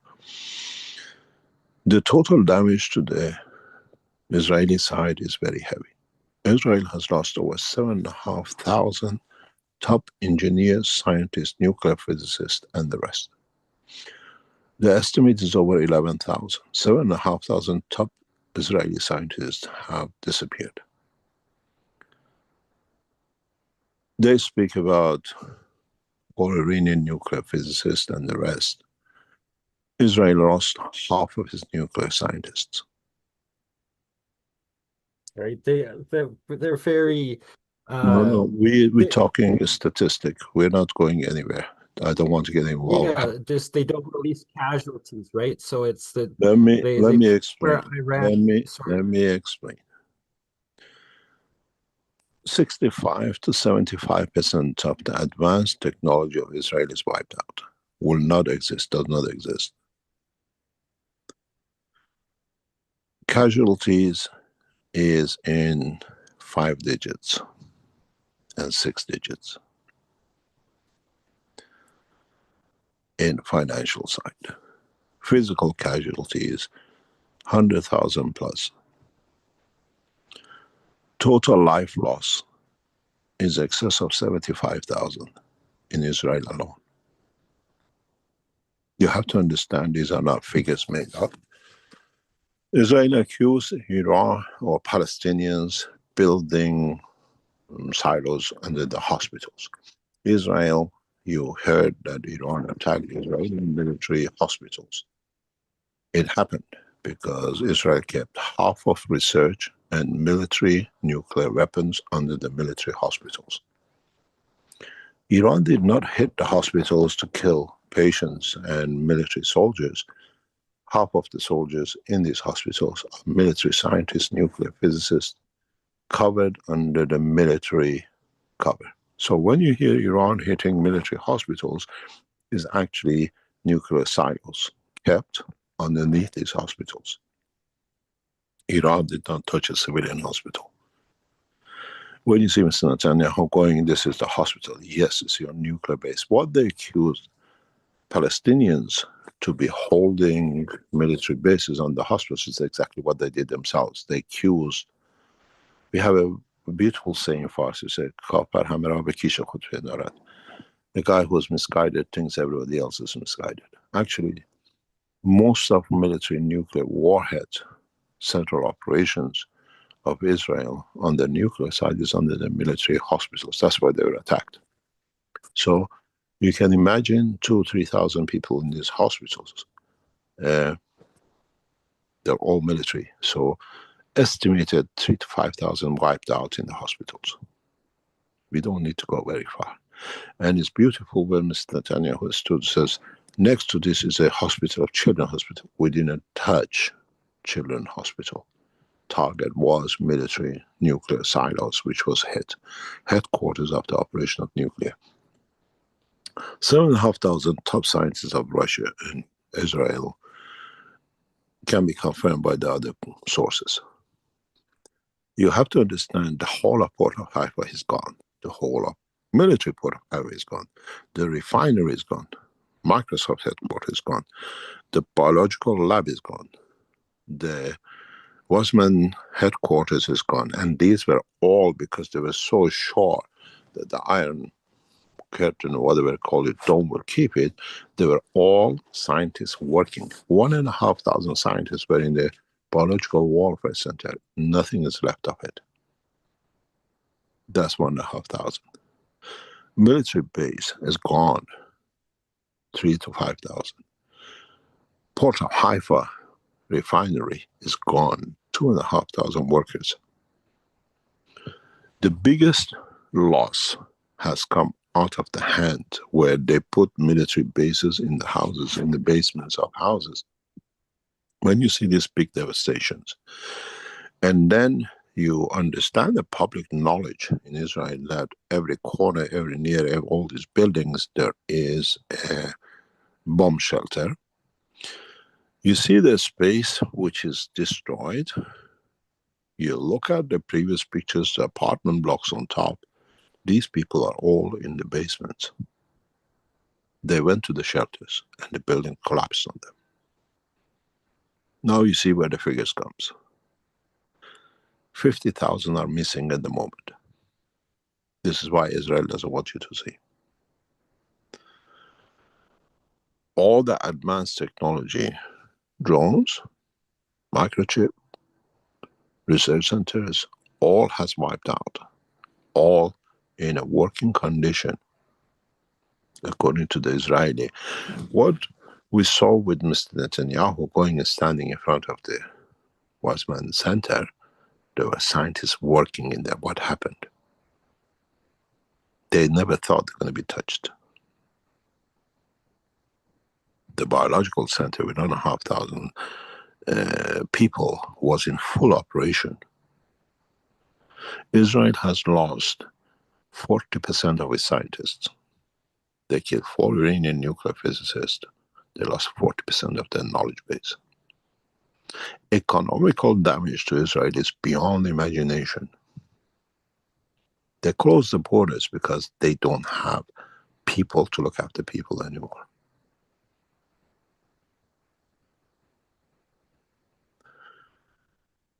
This war should not have happened. They went for it. They got punished by it.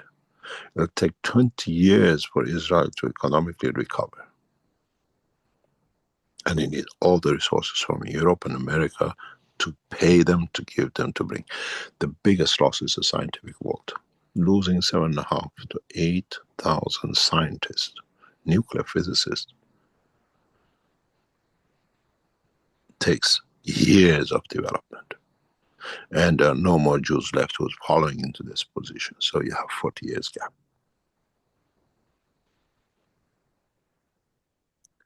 The Iranians did not hit the hospital. They hit the military base. Nuclear material scientists in it. I saw that. I saw the videos that leaked of it before it even got hit, and that there was the military command center in that hospital below the other hospital. When I was in South Korea a few years ago, I was given access how these things work because they wanted me to understand how to use the technology. And then secondly, I had an accident. I was taken to a hospital hundreds of meters below the ground. I was operated in a room tens and tens of meters below surface because they were afraid that North Koreans will get me through the operation. I've been through the structure. I saw it, what happens. And the reality is, if Iran would have kept the war 3 more days, Israel would have had nothing left to live on. Right? Like they destroyed the power plants, the oil refinery. They hit everything that Israel originally hit in Iran first, right? It was Yes, but Iran is big, and but don't forget, Iran losses runs in tens of thousands too, because Americans use B-52 to carpet bomb like Vietnam, Iran. This is not in the news, but it's the fact. Israelis didn't hit every missile. B-52s took over from we know where, and the carpet bombed the central structure of Iran. The losses in Iran are huge, the same.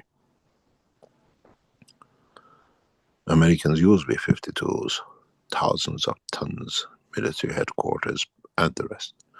We have not lost any nuclear material. Iranians were well informed beforehand. All the centrifuges were emptied, all the materials taken out. And that's why you don't see so much nuclear radiation damage they cannot detect, because it's not there. Well, thank God that there was at least that sort of backroom diplomacy of communication of warning so that they could shut it down so that there wasn't nuclear radiation leaks that would have happened, right? We knew long before they do, because the target is there, you leave it there. And as you know, Iran will not participate anymore in IAEA structures, because we gave this structure to the IAEA and they gave it to the Israelis. So from now on is a blank point.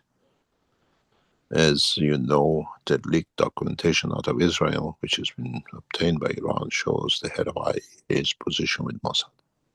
Documented. And secondly, what we could not understand, why in the talks of the United Nations in the past couple of days, Israel appears, who says it's got nothing to do with the international nuclear monitoring, on the table, in the room. What the heck it's got to do with you? This is the biggest.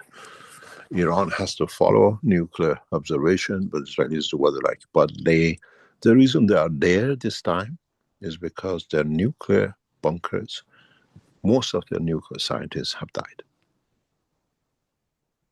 They killed 4, but they lost hundreds. And they never thought, because they were so confident that nothing will happen, nobody can cross the domes, the 3 layers, plus all the American, Europeans, missiles and everything in Jordan helping them. When these centers are hit, it was in full operation. Israel has lost half of its nuclear scientists, decision makers. Iran didn't hit bunkers that they have nuclear warheads in them. Iran hit the controlling offices. And the Israelis were shocked how they knew it. This is the reason, as I told you, if you go back a couple of weeks ago, Iran accessing the knowledge, downloading the knowledge of the information, the Israelis knew their target. Every place, maybe 1 or 2 by mistake, random, has been hit, has been a military operation, economical operation, and it's a part of. Israelis hit all their operation.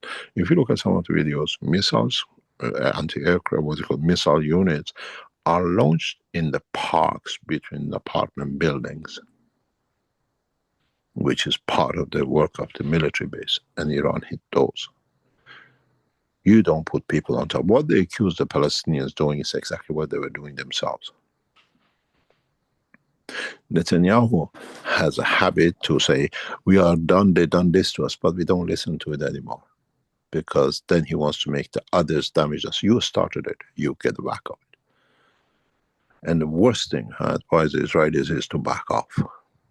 Step down, walk away, accept the loss, and end to it. Because if they go through the next phase, there'll be nothing left of the state of Israel with the bombings which is going to happen. This time Russians are in it, Chinese are in it, defense systems are up. And you have to understand something very clear. Palestinians shot a lot of Americans, drones and other things during the Palestine. All these drones captured were shipped to China. China has made replication of, knows, understand how to overcome every latest American missile technology.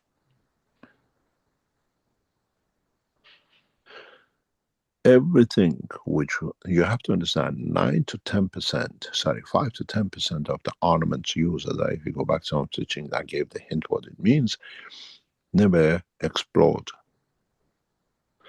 And the Palestinians gave all this to the Chinese. Chinese bought literally all the spare materials fell on Palestine to the Chinese. And they have replicated it. And now F-35 is in the hand of Chinese.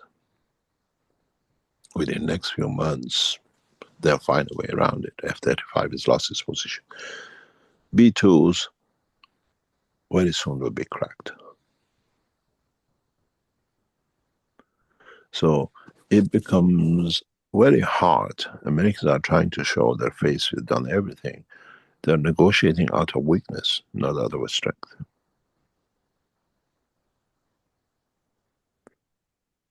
Over 75,000 people killed, died by apartments just collapsing on top of their own shelters. When you see these big buildings, you see these crates, were they empty? If they're empty, they're wiped out. And if they're not empty, people are in the basement. They didn't run 10 kilometers to go in the basement shelters.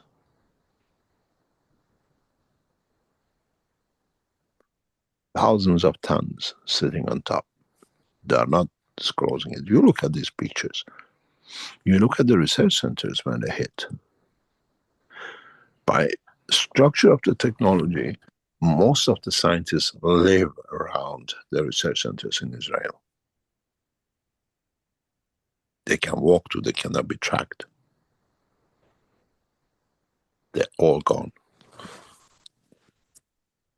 when you see the Weizmann Center demolished, they don't show you the other side. All the residential is gone, all the scientists have been killed with their families.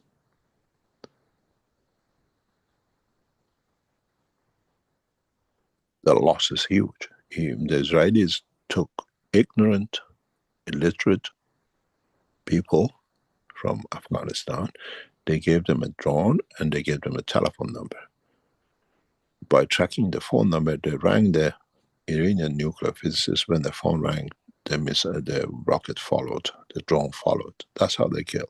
That's why you don't get no Iranian telephones. Everything was cut off, that they cannot connect to no one.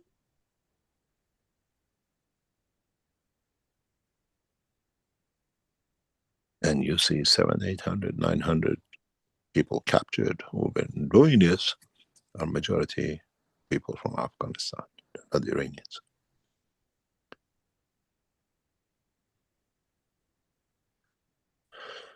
Then you understand the other part of the whole situation. Israel is running out of fuel. They don't have fuel because all their refineries, electric power, says that. We cannot drive freely in Israel because there is no fuel. No food, no water, because the power stations hit, the pumps don't work. And as we suggested, the only place left for the Palestinians in Gaza to go is to empty houses for hundreds of thousands of Israelis left. They don't need to go back to their own homeland. The IDF has no power to stop the Palestinians to move into Tel Aviv because tens of thousands go to Romania, hundreds of thousands are in Israel. You could buy $50 ticket to go from Haifa to Cyprus for a day trip. Now it's $15,000 to get the seat, to find a place. Ashdod is wiped out. Israel lives on the handout of the American naval forces and their cruisers to take them out. That's why they close the borders. Nobody can leave because they don't have enough people. They lost too much. Scientifically, Israel is out of question. All this research center doing the advanced microbiological warfare, every single scientist in these centers have gone. Unless they've been on holiday or they escaped, there's nobody survived. 1,500 they reported they were in the building. That's Israeli statistics, not us. Was it a need for this? We had to wait. So you map, calculate, look at the death certificates in 6 months' time from Israel. You should see around about 100,000 deaths in these past 2 weeks. Injuries plus direct hits. When you see these huge buildings, by Israeli law, each room, each apartment has a safe room. And look what the building was before, what was there. People went into these safe rooms in their own apartments. The apartment doesn't exist. Now you understand. Nothing is, we guess. These are statistics, and all of it is backed by the Israelis' data. So was this war necessary? But in a way, if you look at it, Pakistanis did not let Iran down. The last thing Trump did before attacking Iran, asked for the look at the news for Pakistanis militaries to appear in the White House, getting assurance that they give them access to go through their territory, through India, to bomb the deep side of the Iran missiles. Pakistanis refused. And this is where most of the missiles are launched on the far end towards the Pakistani border, that they cannot interfere.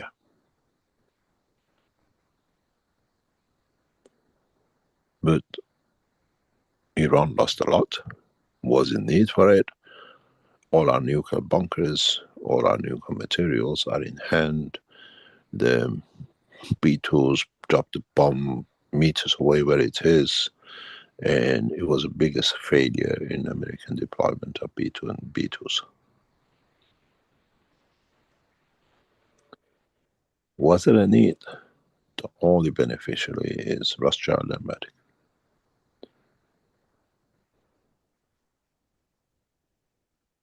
Just watch.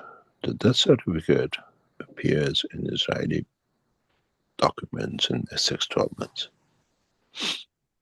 A lot are wiped out because they cannot even say. A lot of the registration out of Central Intelligence has gone. When Mossad headquarters was hit, it was full with people. They lost their intelligence. When other headquarters, military headquarters, they were all manned because they never thought they were going to be touched. Airport was full of people when it got hit.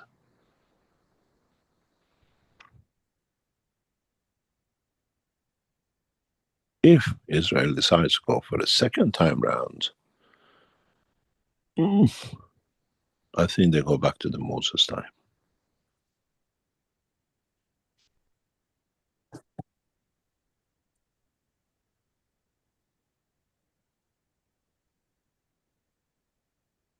Seven and a half thousand elite of the nation scientists have gone. Plus engineers, decision makers, all gone.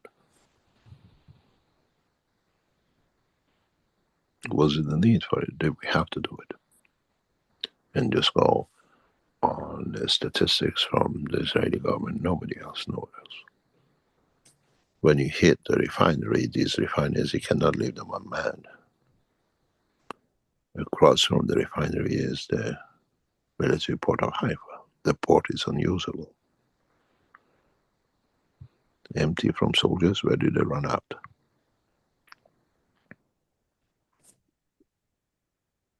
My condolences to the nation of Israel, and the same with Iran. But the book is clean, and you will see, if ever research centers ever come up. The best thing in this war happened, the microbiological warfare, which was the essence of all the chemical warfare in the world, has gone. This is a help to humanity. We go to the next step.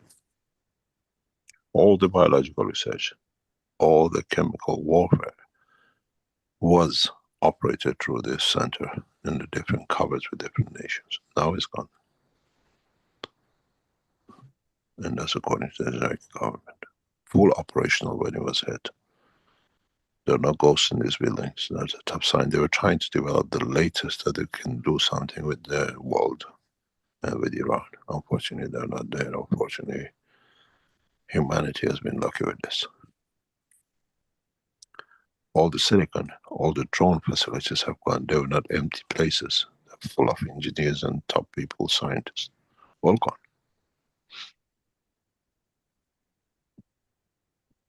Losses is more than man can imagine.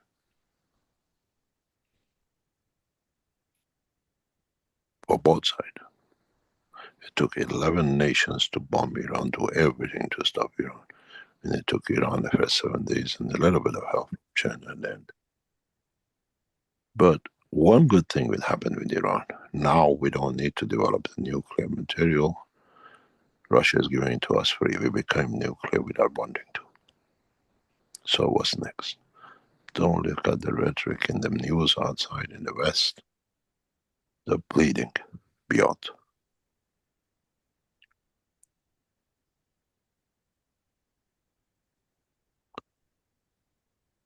Any other question? I'd just like to finish with saying I pray that the peace stays and the ceasefire can develop into a longer lasting permanent peace. And We hope the same, but you have to understand this is a religious war. Nothing to do with humanity. These people have no emotion. Vatican decided to launch this. Israel is just a tool and the rest of it.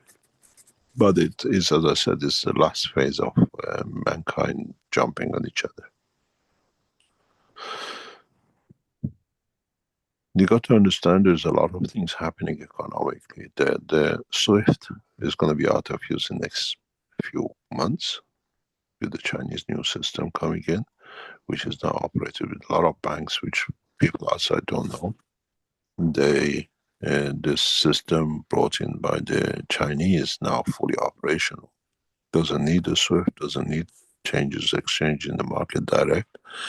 And then you have to understand the economical situation in Russia has changed opposite to what they were expecting with the Ukraine war. And this will show itself very soon. And at the same time, blocking the rare earth material to America is paralyzing a lot of other things. They brought this nonsense of getting rid of the people who are there working. It's going to bring huge pressures on Americans, and they have to do something to change the internal pressures. And this will end up to a bigger war, because to divert attention. It's horrible what's happening. We have to stop it. We're trying to every possible way with the Iranian government to find a solution. We have made huge offers to the Iranian government in the past 48 hours. But you have to understand, they've set their mind, they found the weakness of the animal, how it's bleeding, and they're not letting it go. And this is the wrong approach by the Iranians, but that's the decision of the Iranian national government.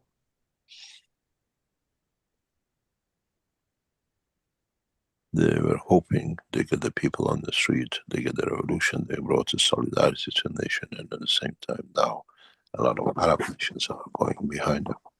This brings arrogance, which is not good. And there is a time to stop. The time is now, but we'll see. If Israel goes any further, there'll be nothing left of the state of Israel. They demolish it themselves. They came in as refugees, they leave as refugees.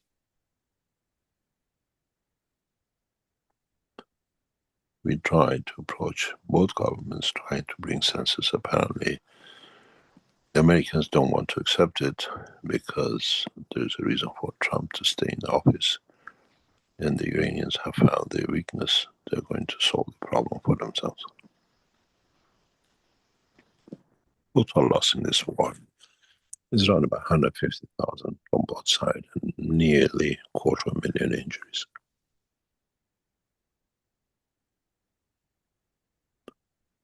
Watch the hospital, watch the statistics, watch the government leaders. You don't see any more officials which are not there anymore. Scientists don't appear in conferences. These are all dead.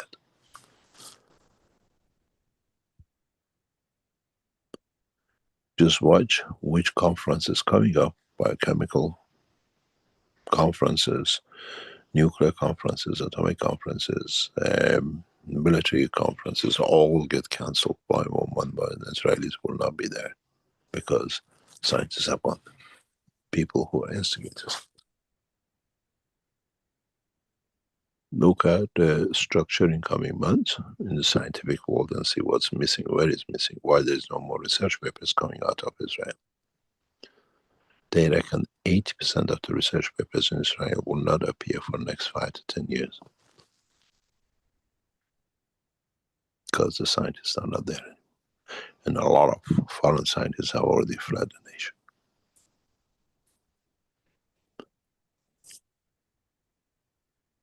It should not happen.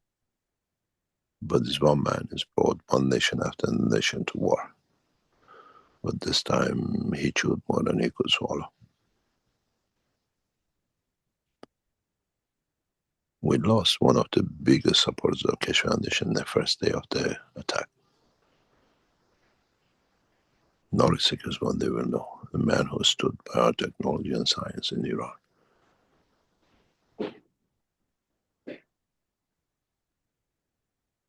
Should not have been done. He was a great scientist. He was a huge understanding of the new technology changes.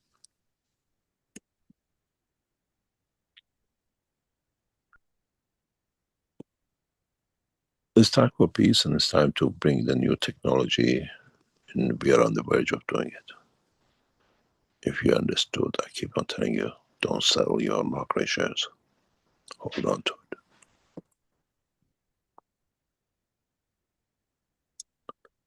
Any other question?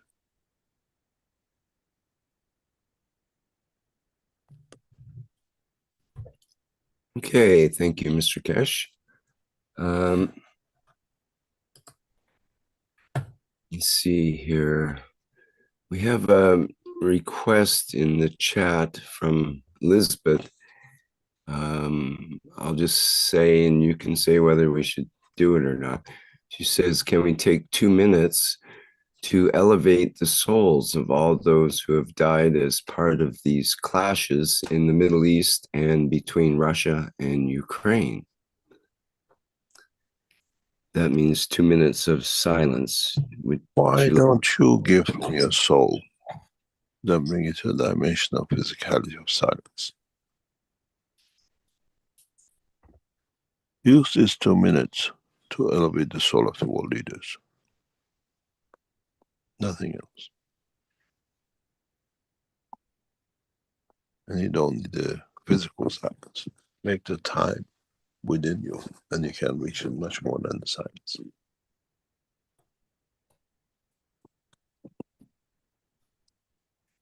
Any other question? Okay, thank you. Okay, I've got a question in the Q&A. It's in German from Buse, Michael Buse.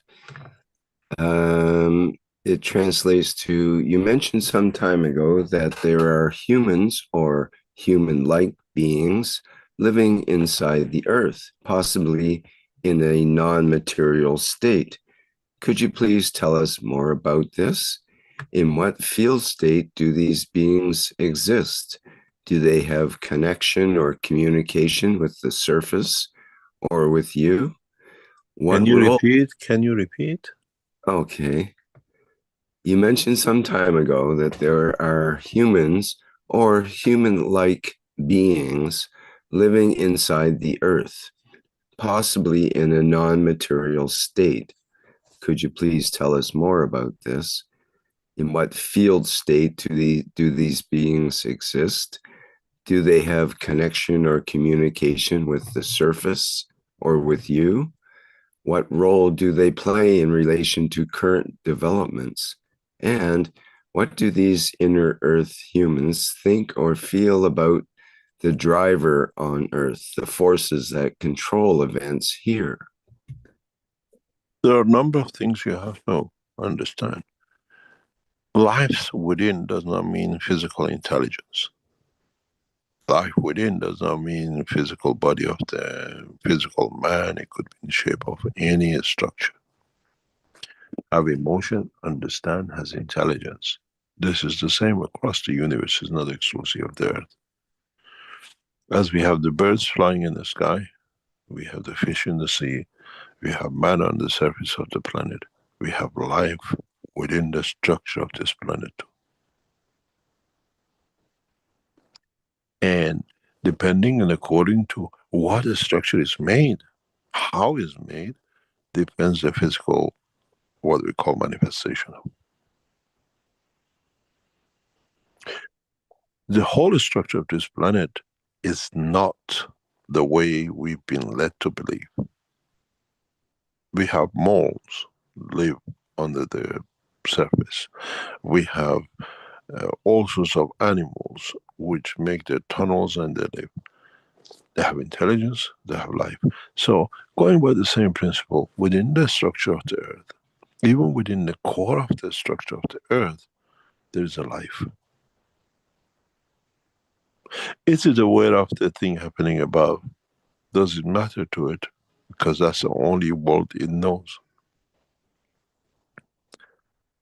In the early reactors I used to build, which I was sitting on top, I was aware of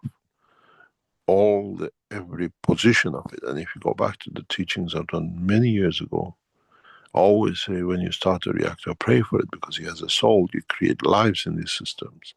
It's because to understand this, we understand the totality of creation. The problem is not so much is there a life in the inner earth, the life above us, which we always ignored. As I said many times, we see it by satellites. When the man actually gets out of the solar system, you will see life with a dimension of physicality as energy. I've said that many times. in between solar system, in between galaxies, in between the universes, due to interaction of the fields, there is a life. It has intelligence, it decides for itself, accumulates, divides, does everything else which every other life does. Life on the earth is 100 years. Life in the span of the universe as a field is millions of years. If you're 20 million years, still a kid. So, if you understand the full structure of the interaction of the fields, creation of life, it's not hard to understand. And in time, the different cultures come in touch with each other. It has happened many times. The way the mole comes out of the hole and he sees life, humanity, and animals, the same thing over time has happened with those who live within this planet. You have volcanic eruptions, you have holes in this universe, in this galaxy, in this planet. It's not that they're hidden, has been, there is. Decision is we cannot live, we cannot put animals which cannot breathe air onto the surface of this planet.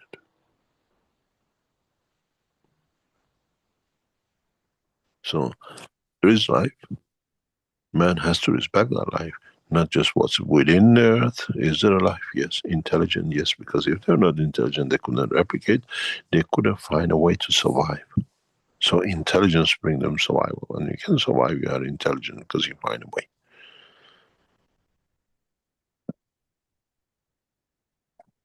Man has to learn. We'll encounter very soon, as we open the space into excursion, we'll face, we'll interact with the other lives, which are life, intellectually more advanced sometimes behind us, are living things. Don't put your mind narrow-minded that this is it. No. Accept the truth, accept that, if life could be created on this planet, which comes from interaction of fields, so universe is full of fields and it comes interacting with each other. We are above, on the surface, the fish are in the water, birds in the sky, what are called jelly life on the upper atmosphere, and for sure, from what our geologists tell us, from drilling out the holes, we find new lives. There are other lives. We just have not drilled into the right hole to find them.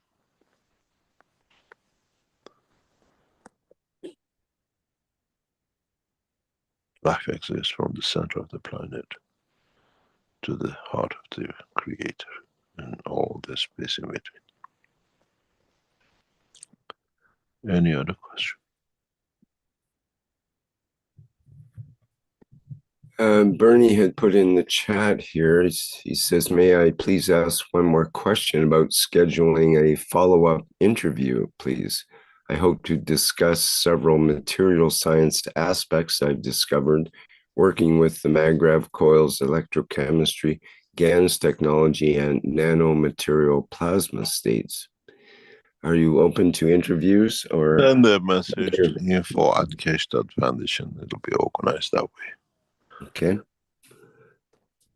And he also says, I would also like to give my full testimony of my 14 years of following Mr. Keshe, as well as all I have experienced while participating in 12 years of Keshe Zoom workshop groups. Thank you, Rick and Mr. Keshe. I would suggest that he could do that in the public meeting for testimonials, which is always the second Monday of the month, coming up in July. And that's an excellent place. You could put a presentation together, if you like, and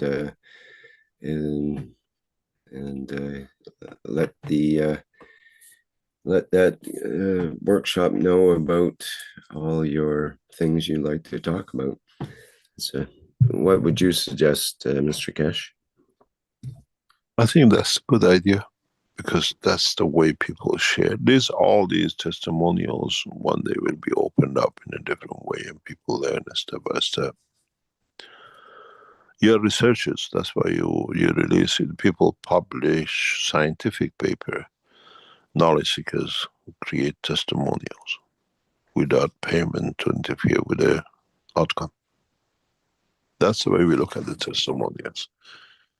Testimonials are research papers. You do the research, you do the validation of, and you put the knowledge out. Who reads it, what they want to do with it.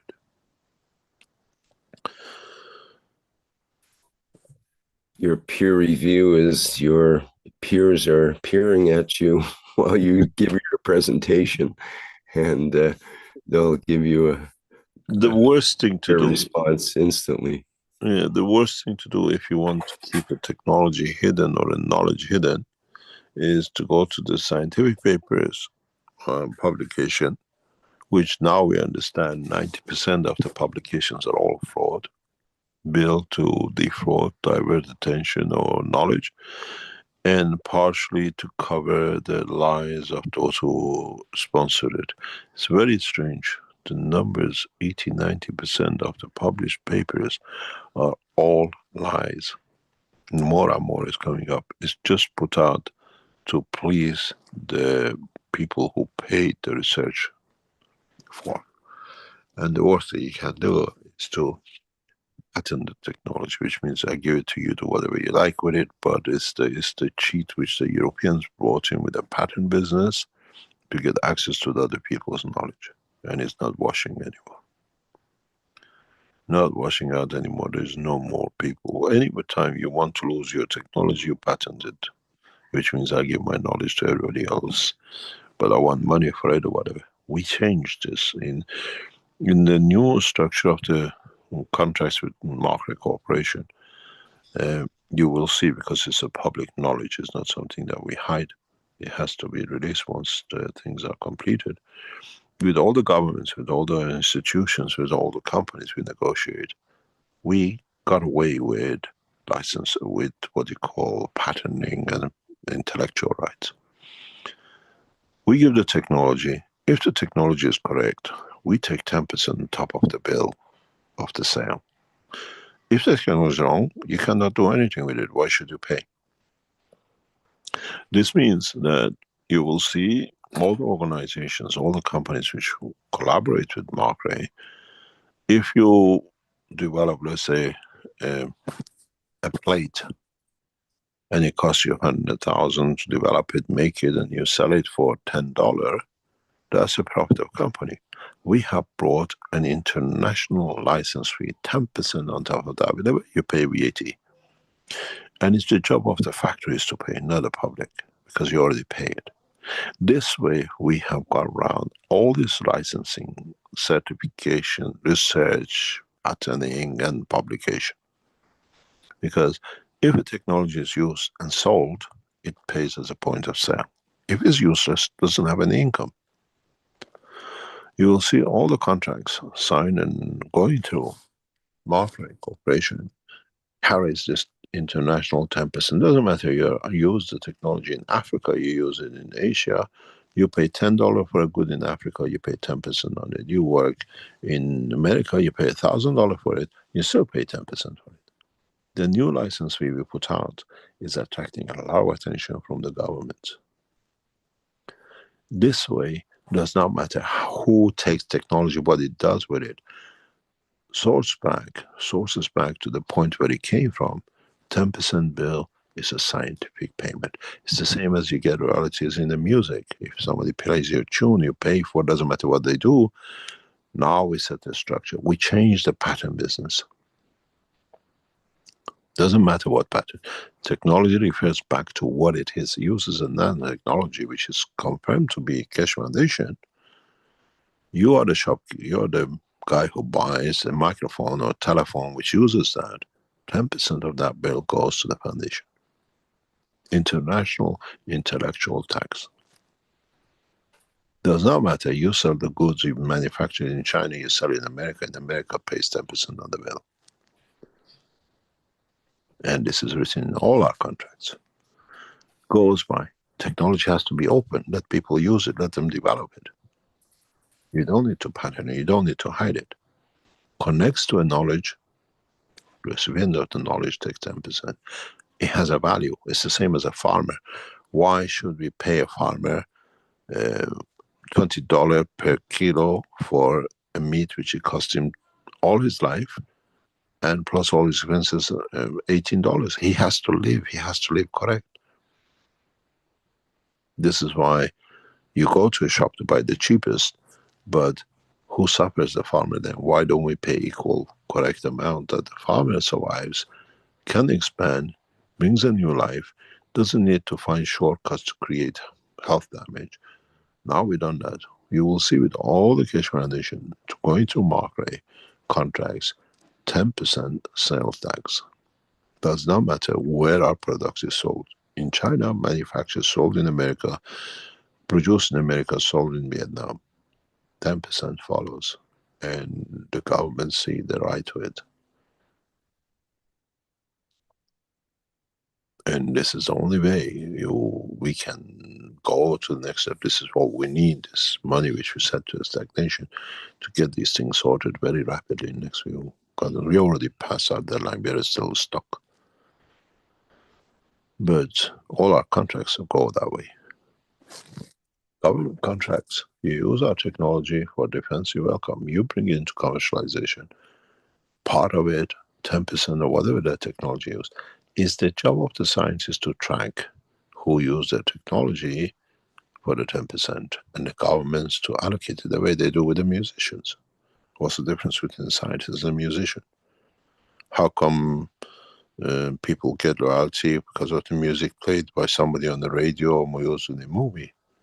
Now that lobby sits on the scientific side, and we brought it in and we are forcing it.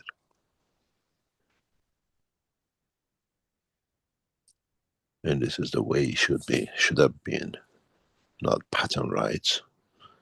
The way we did, we left the technology in your hand. We let you to deliver it and develop it.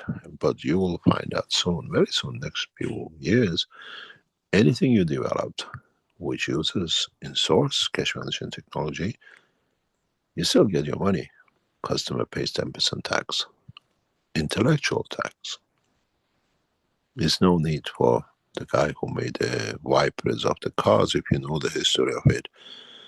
He patented it, car companies use it, 20 years lapse, he spent all his life and energy trying to get paid for the patent that every car you drive uses his wiper. Now, it's there, you pay. Intellectual right becomes human right. And that's why I started that. I ask you to develop as much as you can, because now that we go into operational track, you use the technology, you're selling your soap, which uses GANs, you still get your money. Customer pays tax, 10% intellectual right as a license. Not the reality. There's no reality into it. And you find out science world will evolve a lot with this income. We have to do it this way. We had to change the pattern, but now that we've gone into operational, transferring the knowledge from Keshe Foundation into Markray. Markray is a stock market company and has different clouds, different structure and different government structure behind it, and can enforce it. There's no more always Keshe Foundation. You deal with Markray technology, sits there, you pay 10% because it goes by license to the licensee. Doesn't matter who plays what music in which channel. Doesn't matter what you use, technology and what part.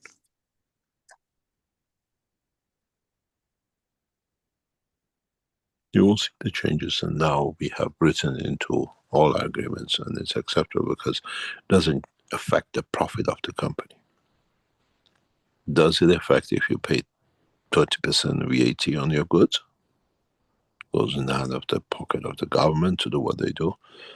10% what you call license fee on sales goods, sale of the good, solves the problem for the scientific world, solves the problem for the scientists, makes huge amount of money available to research and development into space technology and the rest. And you don't have to be worried who copies it. The more you copy, the more income you have. You just need to confirm where it comes. It becomes a job of governments to collect in the future. The way they collect money for musicians and they give them now goes the other way. This intellectual right tax on sale of the goods will be worldwide applied because every product, even the apple you eat, has genetic or scientific evolution on it. Allows a balanced world to create new dimensions in the financial support of science. And it's international, it's broad right across borders, does not know no nationalities. You will see it. Intellectual tax on sale of goods does not affect, you don't buy it, you don't pay it. You use the technology in the factory, which brings you sales by advantage of it. You don't do anything, it doesn't touch your margin. It gives the intellectual person who use, you might have used 10 different technologies in your work, freely available taught, the scientists get paid for it.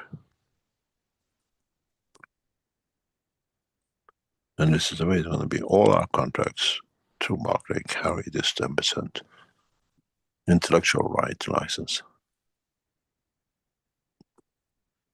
At the beginning, the first 2 or 3 negotiations was very hard because people say, oh, it doesn't touch, does the BAT touches your profit? No.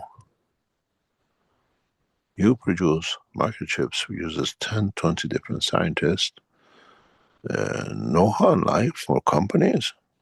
This is the job of the government to allocate. This is what I do. I use this knowledge, this knowledge, this knowledge. It doesn't harm me. It's like a list of ingredients. And it's the job of the government by ratio to pay research centers. I use this, this, this, this. And this brings balance, gets rid of all the patent business, gets rid of all these intellectual rights. Your intellectual rights is when it's used. And if the government uses it for military, space, or other developments, again the same. They have to allocate percentage of the research or development goes to the scientists. Then business is finished. And the governments understand this.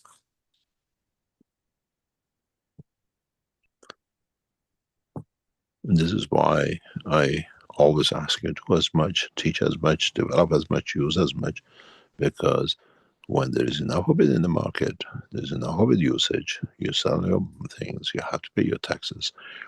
The one who uses it pay 10% for the knowledge.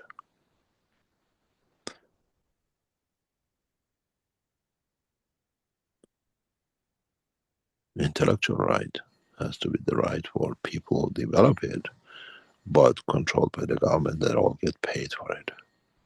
Then there is less involvement with the governments getting involved because researchers receive funds directly from. You look at Beatles, you look at all the songwriters, even one TikTok of their music's used, they have to be paid a fee. How come the knowledge of a scientist does not worth that much than a ding dong of a noise? This way is correct. It doesn't harm the producer. He says, right, these are the technologies I use from these places. That's all he needs to disclose. The government's collect the taxes or the sale tax from it comes. If you exclusively use one technology, directly goes to technologies.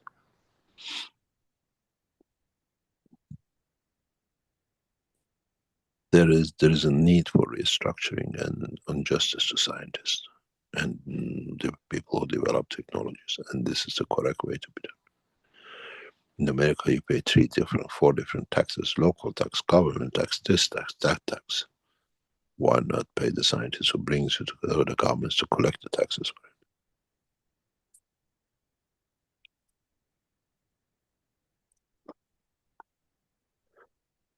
it? Any other question?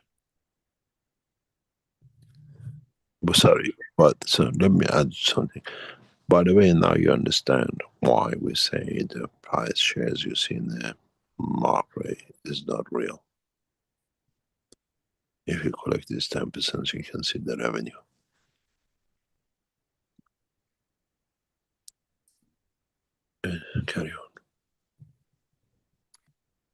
We have a hand up with Azar, but first I'll read another comment with Bernard. He says, I'm also presenting at Tesla Tech in New Mexico this August. I'm part of the media team at the event. Is there still an active US Keshe group that could present a demonstration of the plasma technology at the event? Pardon? Who's this one? That's Bernie again, who you were just What does speaking. it say? It's in the chat here. He says he's presenting at the Tesla Tech. It's called. It's a conference in New Mexico this August, and he's wondering if there's an active U.S. Keshe group that could present a demonstration of the plasma technology at the event.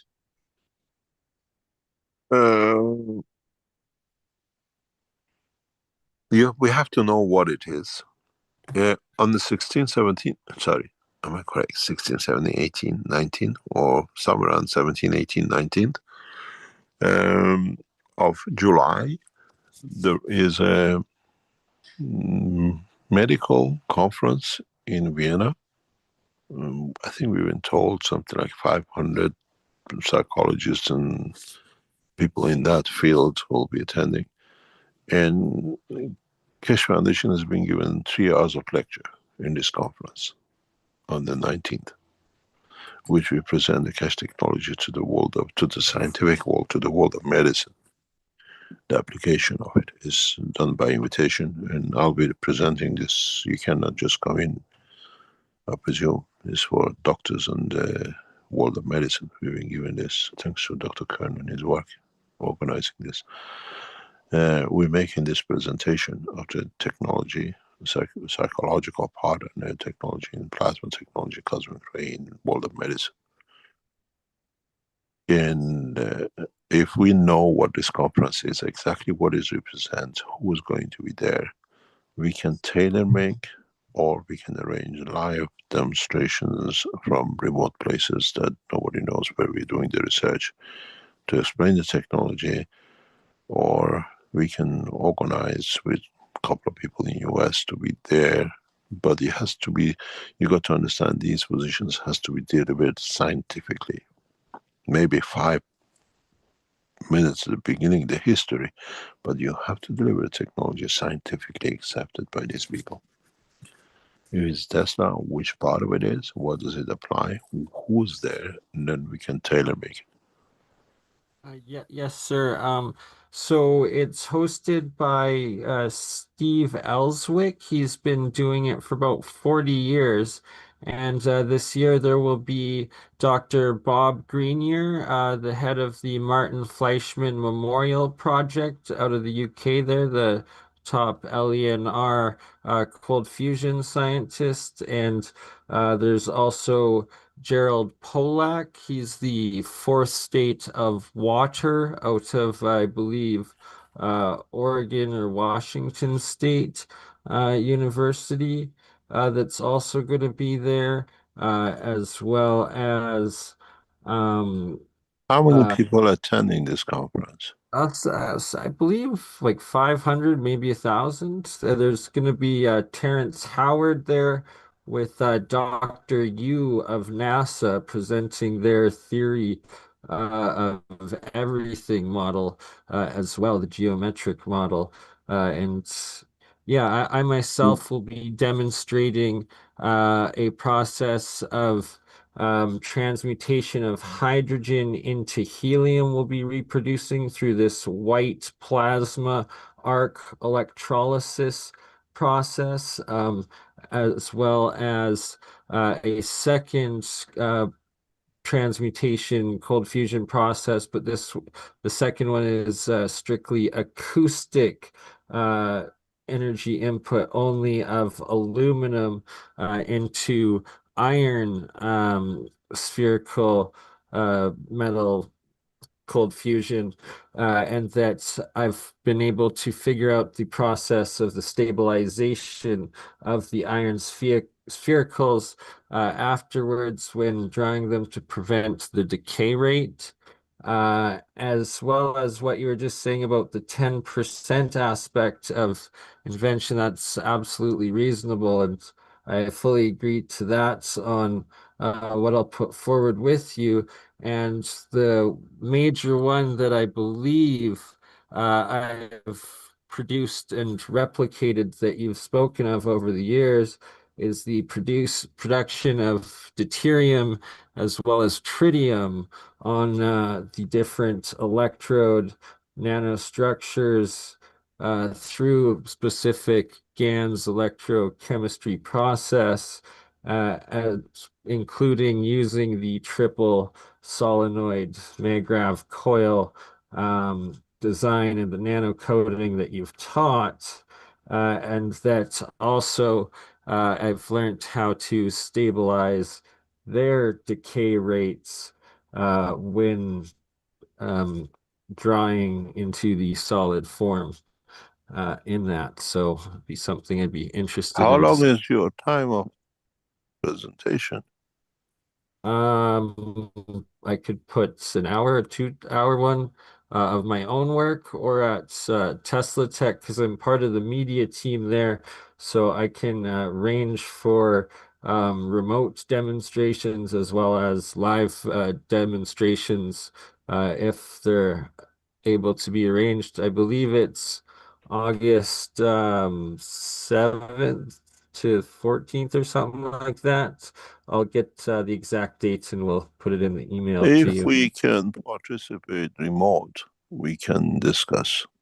But depends if it's a lecture or is it the exhibition. Sorry? Is it a Oh, yes, lecture absolutely. 100%. or is it the exhibition? Yes, it's an exhibition. It's a 5-day presentation of all these different free energy as well as like cold fusion and the GANs also under the ORMUS there, but I understand there's the differences. And yeah, there's literally, I believe, 5 days of 12 hours of 1 hour to 2 hour presentations by the different leading people in the fields of cold fusion and cavitation, plasma fusion, and coils. If you talk to us if how we can represent the technology, it'll be fantastic. If we can collaborate to make a present, you got to realize a lot of things regarding the work of the Keshe Foundation in next maybe 2-3 weeks will change. We'll explain why. You will understand it. Because the technology now is presented as a scientific, commercial technology. It's not a talk anymore. And this will bring the change, and maybe in the conference we'll have a different position if you do talk to us on how we present it. We can present as a market corporation in the space technology, then the Keshe Foundation as an American structure. And that might have a different effect, but we have to wait to discuss with you what and how we can present it. Okay, I will be in contact with you and with the organizer as well, and hope to talk to you soon. Thank you very much indeed. Thank you. I just had an update from regarding the conference in Vienna. It says anyone interested can participate in Vienna or via the internet at the World Congress for Psychotherapy. We will post a link in the Telegrams. A total of 2,500 people are expected to attend this conference. We've been given a 3-hour allocation in the conference on the 19th. And it'll be partially represented by Keshe Foundation, Market Corporation, and other parts of the Keshe Foundation structure. Just 1 second, I received a very interesting.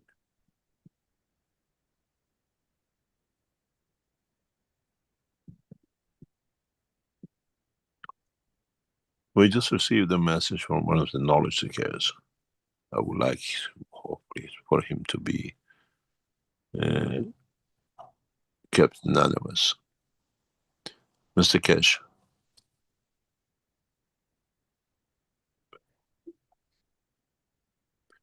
$1 million market shares I have offered back to Keshe Foundation, hoping to sort these things out. We tell you what to do with it and how to do with it in the stock market. That it helps us, and we replenish this 1 million shares back to you on accomplishing the what we call to get the roundness. This 1 million takes us a little bit further up to help. And the share values at about 11-12 cents. That gives us $120,000. And we thank you for your support. If any other knowledge seekers would like to do this, to share their shares, we give it back guarantee once we sort out. But this will help us to move on very rapidly.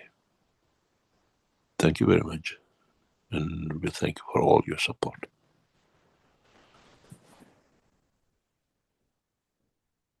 Any other question?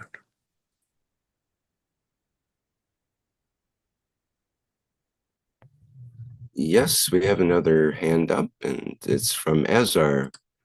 Would you like to go ahead, Azar? Good morning, Rick. Good morning, Mr. Keshe. I have two questions regarding one of the old teaching. In one of the old teaching, you had a demonstration of lateral magnet. If you had like 3 lateral magnet on the floor, and then you're holding one on top, and then you move the magnet, and the other magnet moves. So it's not like the magnet we had the circular magnet on the ground that you move one, the other one moves. The movement is different.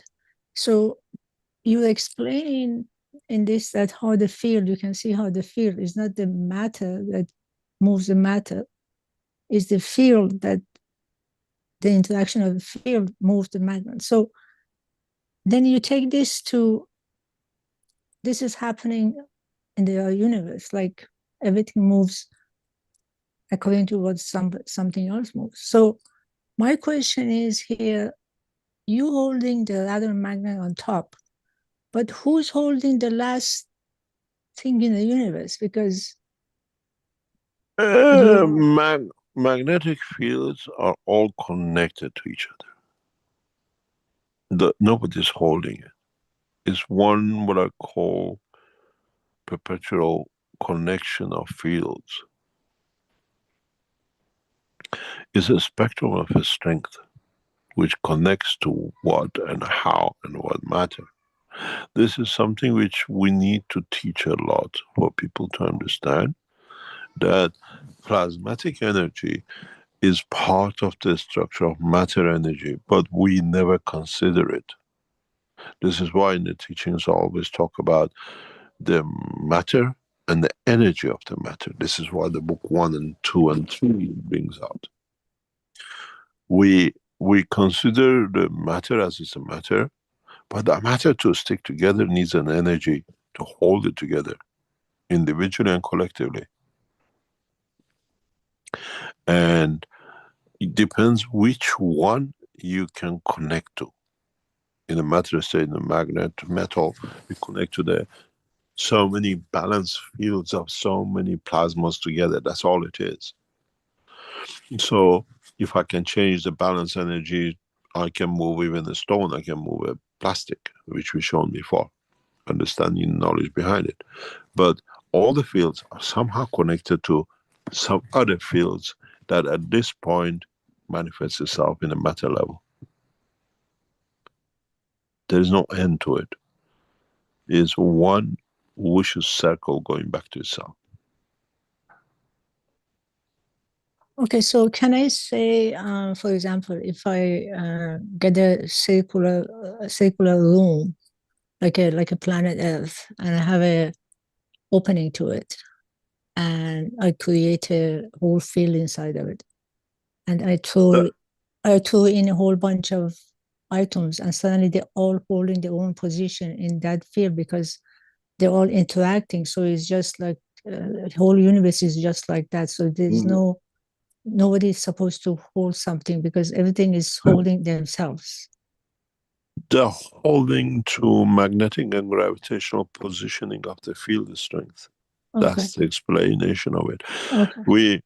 What we're developing now in the lab is very interesting because we can show it, and we set up to show many things with it.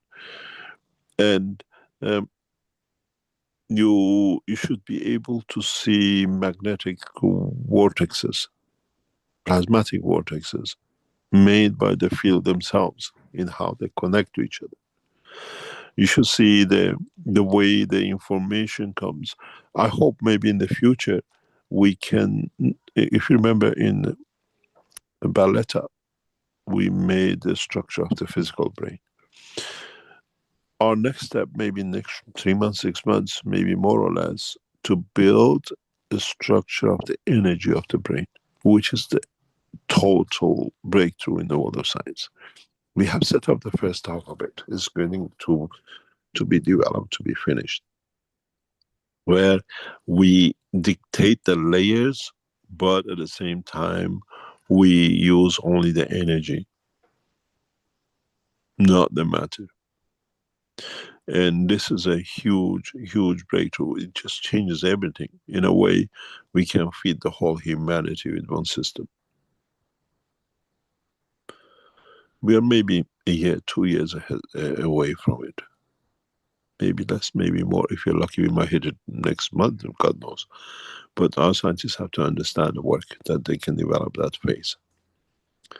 And then we can feel all emotions, we can touch all emotions, we can change people's perception of war and destroy that inside.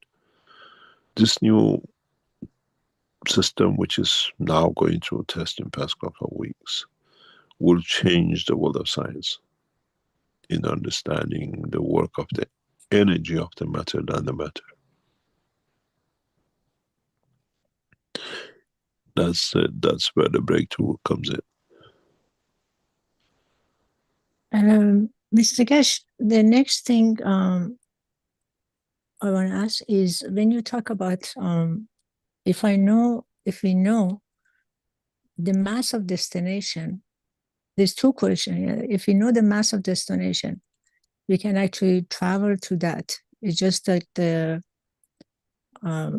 difference between the gravitational field and the magnetic field gives me the mass. So is the mass of destination is our own mass at the destination, or mass of the destination as the destination, for example, say moon? And if this is the case, is the destination mass is important in transmutation, or is important in teleportation? Because transmutation, you don't deal with mass because the soul traveling. But with teleportation, you physically is going to be there. So the mass comes into play in that case. Am I correct?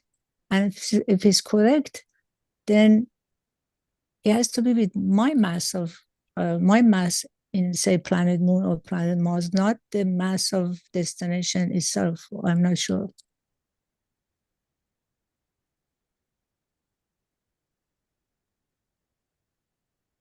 Mr. Keshe, are you there?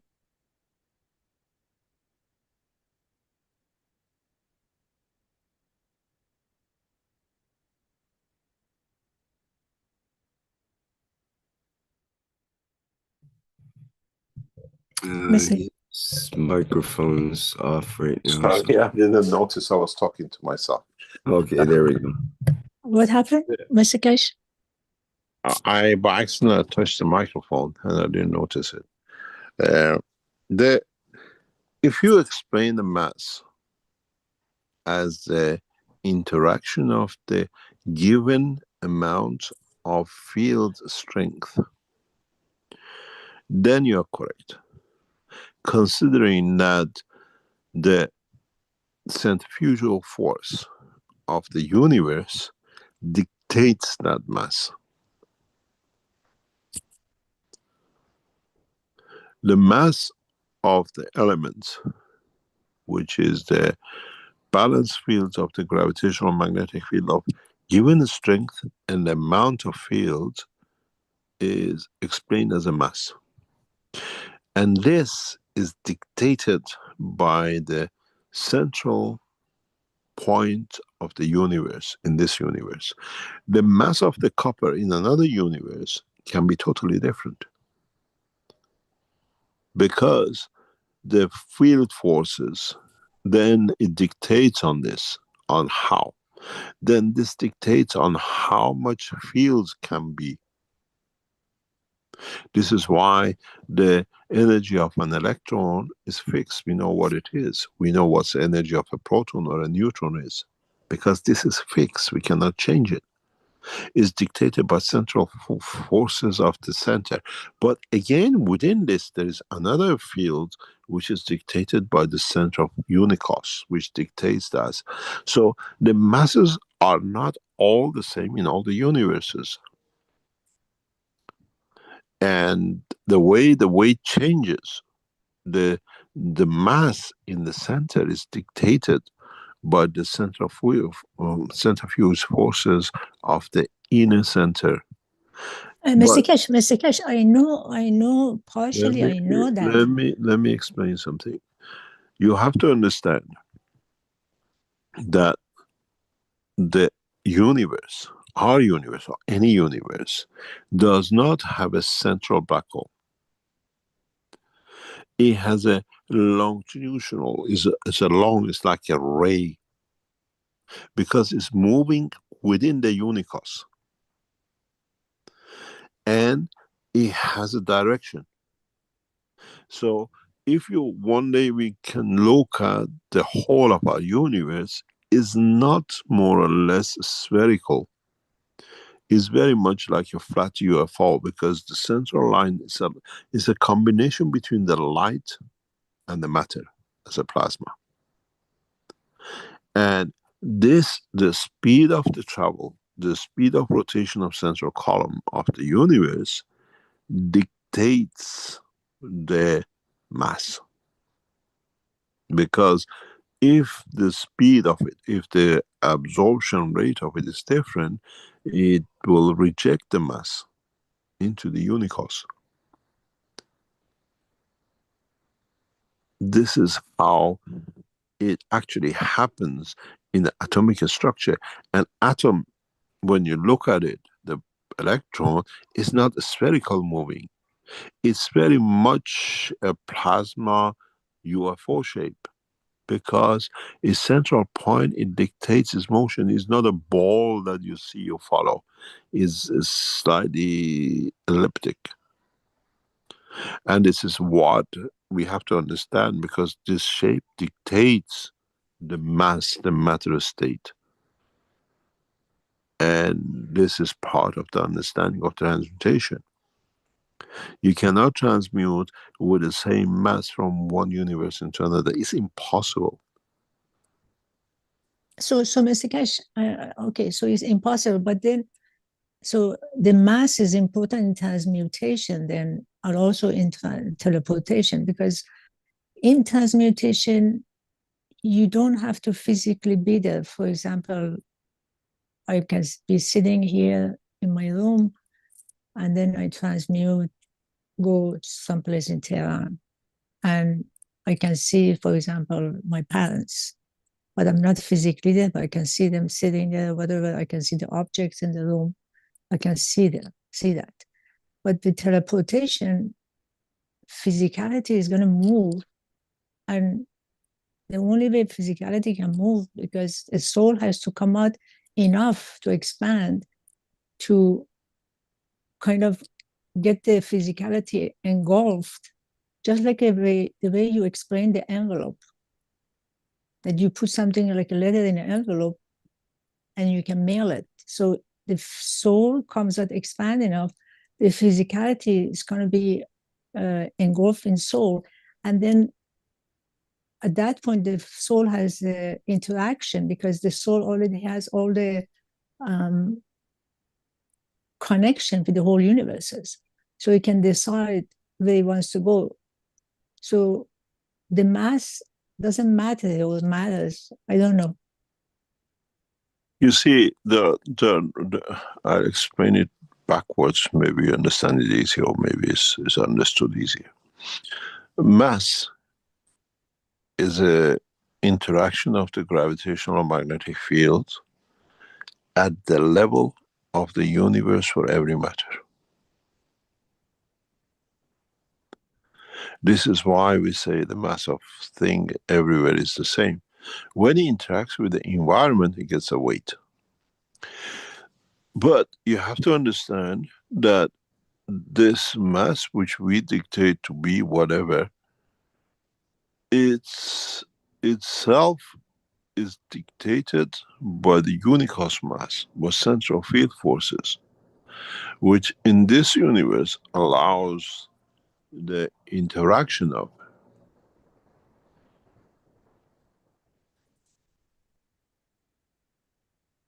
This is what we have to understand.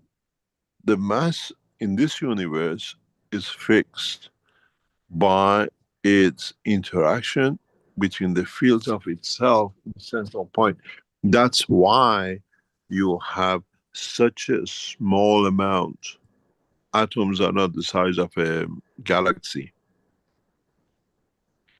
It's gone down to the lowest common denominator, field strength package.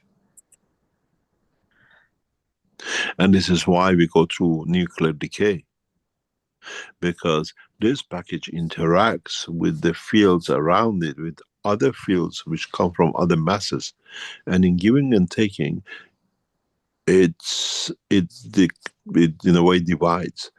There is a part of nuclear physics which is never understood. We never explain, and it's the elevation of the matter. Not everything goes to a nuclear decay. Matters go to nuclear elevation. You can go from copper to gold, and it happens all the time in the universe. Plasmatic interaction absorption allows it. You cannot have a one-way traffic all the way in nuclear decay. Whoever came up with this knowledge is absolutely nonsense. Then it comes to doomsday, there is nothing left to divide. We have the same process backwards, elevation of atoms. Elevation of atoms comes in a different way from interaction of the fields. If the gold is come from the decay of, let's say, plutonium, uranium, whatever atom, when gold is temporarily sectioned in this part of the universe, in this planet, because then it decays to something else, there is nothing to be made gold of. This is why in the teachings I always say the number of elements we say is 100 and something is of the lowest order, because part of these in the dimension of conversion get elevated back to a higher level. We are producing this deliberately in the new design of the reactors. We have taught how is this, we tested it, we've done that in the previous reactors. Nuclear decay is exactly like magnetical side, but the magnetical side has a gravitational side, has to gain for that magnetical to exist somewhere. The elevation of the matter, it's far more than the nuclear decay. And I put this forward years ago. This fits with the conservation of energy. Otherwise, we just keep on losing. But we had to prove it. It does exist. And it exists only in one way. And it comes through cosmic radiation, not cosmic rays.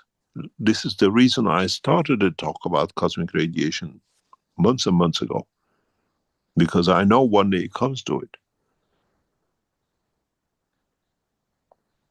You don't, with, let's say, X-ray, you hit a target, you split it, you release this energy. With the, what I call elevation of the matter, in a way nuclear elevation if you want to call it, this is where the radiation comes into. Fusion does not exist. Fusion is a dream which will never come true if you really understand the fusion. But you can add to elevate the atom to a higher order. And this what happens in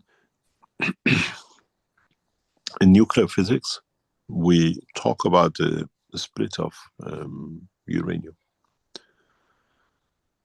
into subatomic structure. And then we always say the release of the energy comes heat, which we use in turbines or whatever for electricity. But scientific world has never understood a percentage of energy released used for elevation of the matter next to it.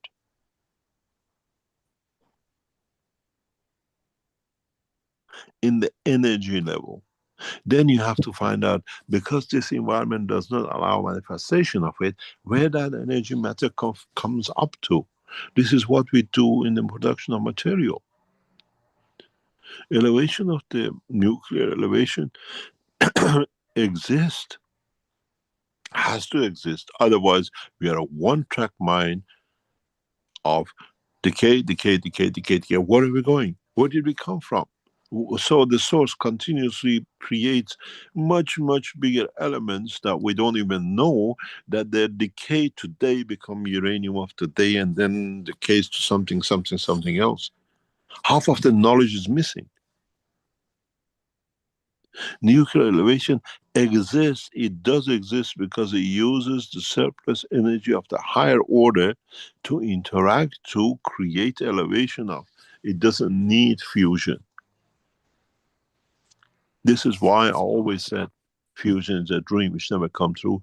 Nuclear elevation exists. We see it, we observe it, but we cannot detect it inside the reactor. We cannot detect it inside the uranium rods in nuclear materials. But if we collect outside, we see conversion of matter. We call it conversion of material structure. A few days ago, I was sitting in a cafe, and next to me was an Englishman. I said, "Oh, where do you come from?" And he says, "Oh, I'm in a very peculiar business." I said, "What business you are in?" He said, "I'm in the net business." I said, "What do you mean?" He says, table tennis nets and this nets and that nets. Yeah. He said, "But this is not the main job. The main job of the net production now is nuclear industry, especially like in Sellafield." I said, "What do you mean?" He said, "In Sellafield, the panels are falling off the ceilings." I said, "Oh God, it's got that bad." He says, "I haven't found a solution for it." I said, "Yes, I know, because I did my research as a student on these panels when I was working for British Nickel Fuel. They were falling off because at that time we sorted it out. We gave the energy from the reactor, nuclear energy, which is hidden to us, hits these, softens the pins and they fall. We sorted it out, we organized it. But now they stopped the reactors, the energy is reversing back onto itself. So they're just making mesh nets to catch these panels that it doesn't fall on top of the nuclear reactors. Nuclear elevation comes from the radiation, but we don't see it at the point. We see it outside when it materializes. A copper becomes gold. Uranium becomes gold. Uranium becomes something else later down in the process of the nuclear decay. In that process, that gold can become plutonium too, if it's positioned in the right place to create the condition of. This is nuclear elevation. This is what we see not as a nuclear decay.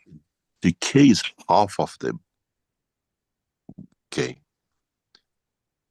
Conservation of energy tells us has to be something to feed it that it can decay, that it go back to. And world of science has never understood. And when we do it in the plasma technology, especially, we designed reactors now which produce cosmic radiation that allows elevation. Our friend was just telling to us a few minutes ago that he's developed technology to produce hydrogen into helium, blah, blah. You don't need to. If you understand the plasma technology as a nuclear cosmic radiation, you just create a field of radiation. Every atom will go back to what it's supposed to be to decay back down. This is what I say in the science. We always deny, ignore, out of our lack of understanding, the process. Because somebody down the line said nuclear decay, blah, blah. Where is the other half? Where is the balance of it?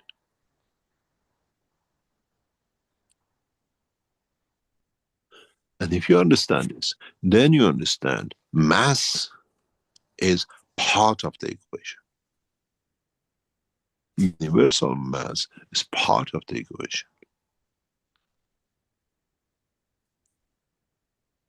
And it's universe dependent. Another universe in another position has a different mass gravitational magnetical plasma package that indicates is what we call, let's say, copper. Maybe in this universe, let's say we have 10 gram, in the other universe is 9 gram, gives the same characteristics, copper, as a copper material. In another universe could be 15 gram. Depending on the central force. But when they interact in the unicast, then the interaction of central field force of universe or unicast decides on the mass.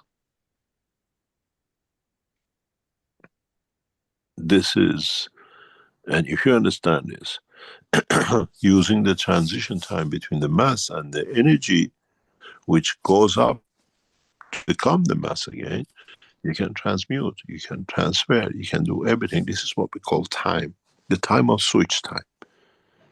The split of what we call the lifetime plus time. You have a nuclear time decay, you have a lifetime decay, lifetime. If you understand that, then you can connect. And in some papers I refer to this, even I think it's book number 3, I refer to this somewhere. Nuclear radiation is, or cosmic ray radiation, is a corner, is the other half, because elevates the lower elements to a higher element that they can decay back. It's not all the way down the hill. If it was down the hill, why do we see universes, why do we see solar systems away from us to the edge of the universe which have the same characteristics as us? Where does it go? It should be smaller. They should be made of only atoms from gold down, and the next one feather out only from hydrogen down. It doesn't happen. Conservation of the energy tells us there must be something going up the ladder that it can come down the ladder to keep the conservation going. And the world of science has not understood this. The elevation of the plasma, it does not mean the fusion of plasma. In this process, radiation comes in, not amalgamation.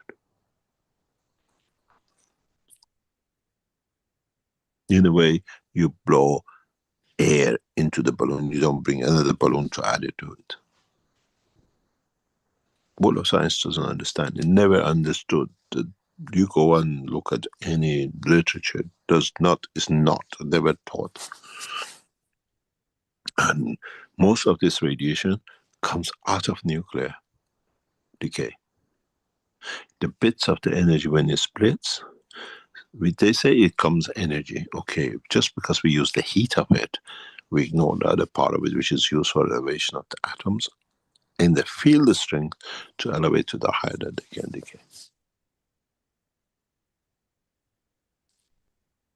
Thank you, Mr. Keshe. The same way the world of science doesn't understand this, I think that's the same way humanity doesn't understand the law of give and take. Thank you. Thank you very much. World of nuclear is one of the most fascinating worlds of science has no dimension and has no connection to the science of man. It's the world of creation. And this is why when you understand it, you see the life totally different. I had the privilege from childhood to be involved in or introduced by my father to X-rays and radiation. And it took years to understand this. It's not a one-way traffic now. It has to be a balance. Where the balance comes, cosmic ray could supply part of it, but it has to be much closer. And it only comes from actually the decay of neutron itself. It's not all heat. How come we get a heat, we get a sound? What about the other higher orders, radiations? Sound in the atomic is nuclear, is a radiation. The light of the splitting is a radiation. So why not that extra radiation, which we don't have the detection method at the moment, that is used to, in a way, elevate an atom? Doesn't go through a decay. We don't consider it. But because we don't consider it, because it doesn't happen, it's a higher order, it doesn't happen in the environment of the matter. In that place and position, it happens further out. When it comes with others, we see this in cladding of the nuclear material or nuclear rods. I've seen this many times in cladding of the nuclear rods. I see this in the nuclear control rods. Structures which we're not expecting, and then it cracks because it's bigger than atomic structure than this other one, which is made of. Then we find cracks in control rods, we find cracks in the cladding, we call it corrosion because we never understood. This is a material of the higher order in energy level. This is beyond understanding of the present time, but those who work with me in the nuclear side of the development, they already understood. It's been explained to them, and we're building system for that purpose, creating nuclear cosmic ray radiation for elevation of an atom, not fusion. Fusion is totally the wrong way. It doesn't exist. This is why there's so much problem, creates so much heat. Actually, what we call nuclear elevation is the one which creates coolness. It brings the heat down. If it's used properly, you can use it for controlling nuclear reactors.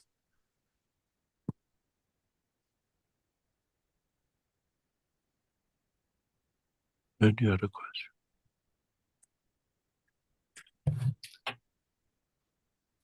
Thank you. Irmgard has a hand up here.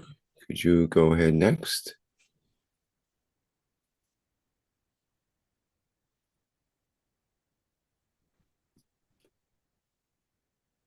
Are you there, Irmgard?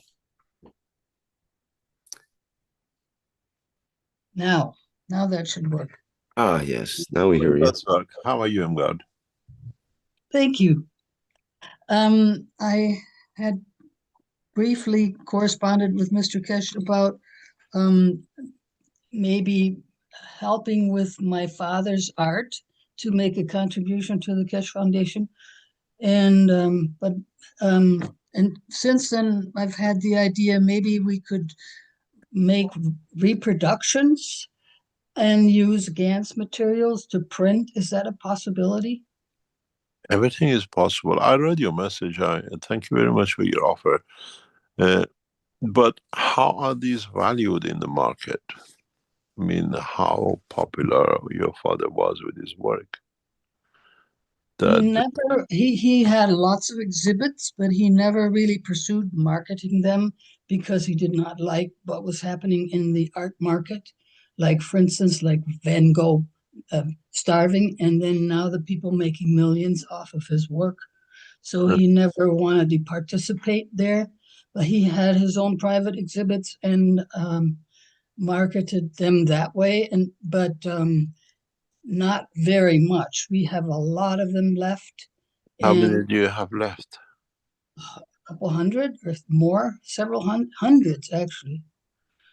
This And some has to of, be in the hand of an art dealer who understand, who can make from it.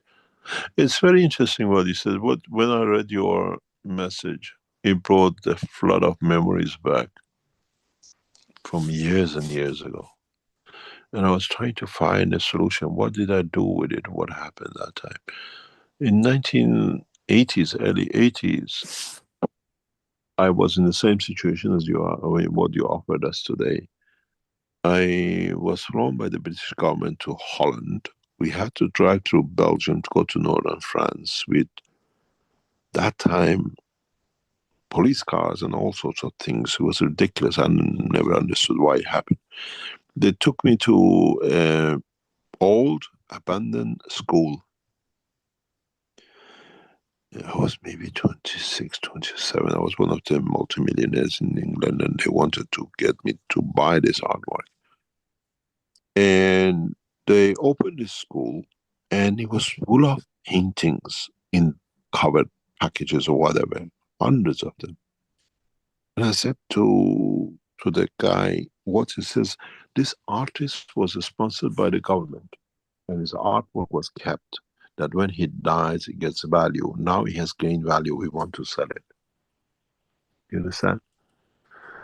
Because maybe when I saw what you offered us, it brought a flood of memories, because I was involved in 2 or 3 things like this at that time. So it needs somebody who knows how to package this as an artist to give it value. Otherwise, it's just another painting. right, what I was thinking is if we could do something with the Ganses to reproduce Replicate. them with the Ganses and then sell them as energy paintings, because they themselves are highly loaded with energy. I mean, like We when, did that a couple of years ago, if you remember, in Lynn's exhibition. We put the energy of the painting of the artist with the Ganses. We still have some of him there left. We can do that. It can be yeah, done. because I surely like his designs a whole lot better than what you Yeah, sold they're there. very interesting. They're like some influence of Picasso you see in there. Oh yes, Yeah, you the see some. whole expressionist movement. The And expressionist movement is in there. Yeah, it's a very uh, complex picture. Some of them very. I used to do with art these things years ago. I used to work with Salavi auction room for these things years and years ago.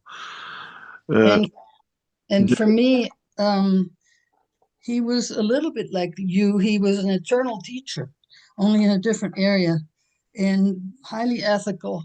And like he was a professor, and every time he had a lecture, he would start the lecture in art education with something from Zoroaster or from Buddha or from Lao Tse or something, and it would start his lecture, precede his lecture with something like that to feed his students.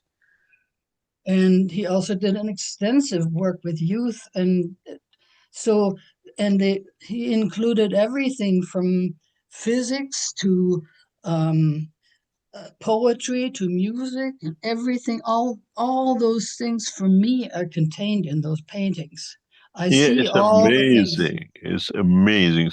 I watched it because I enjoy painting. I enjoy art this way because it shows depth of emotion they go through to put it in. Yes, and like even those paintings that deal with negative subjects like old age, or even he painted about um, Stauffenberg in Germany, who Do you was mind the if I one. share some of these pictures? Sure, sure. He Okay. like It's if you amazing. could. Some of them is very beautiful. I enjoy it because I see the mixture of number of European paintings. Yes, sure he was part of expressionism. Yeah, you can see it. It's beautiful. Some of it.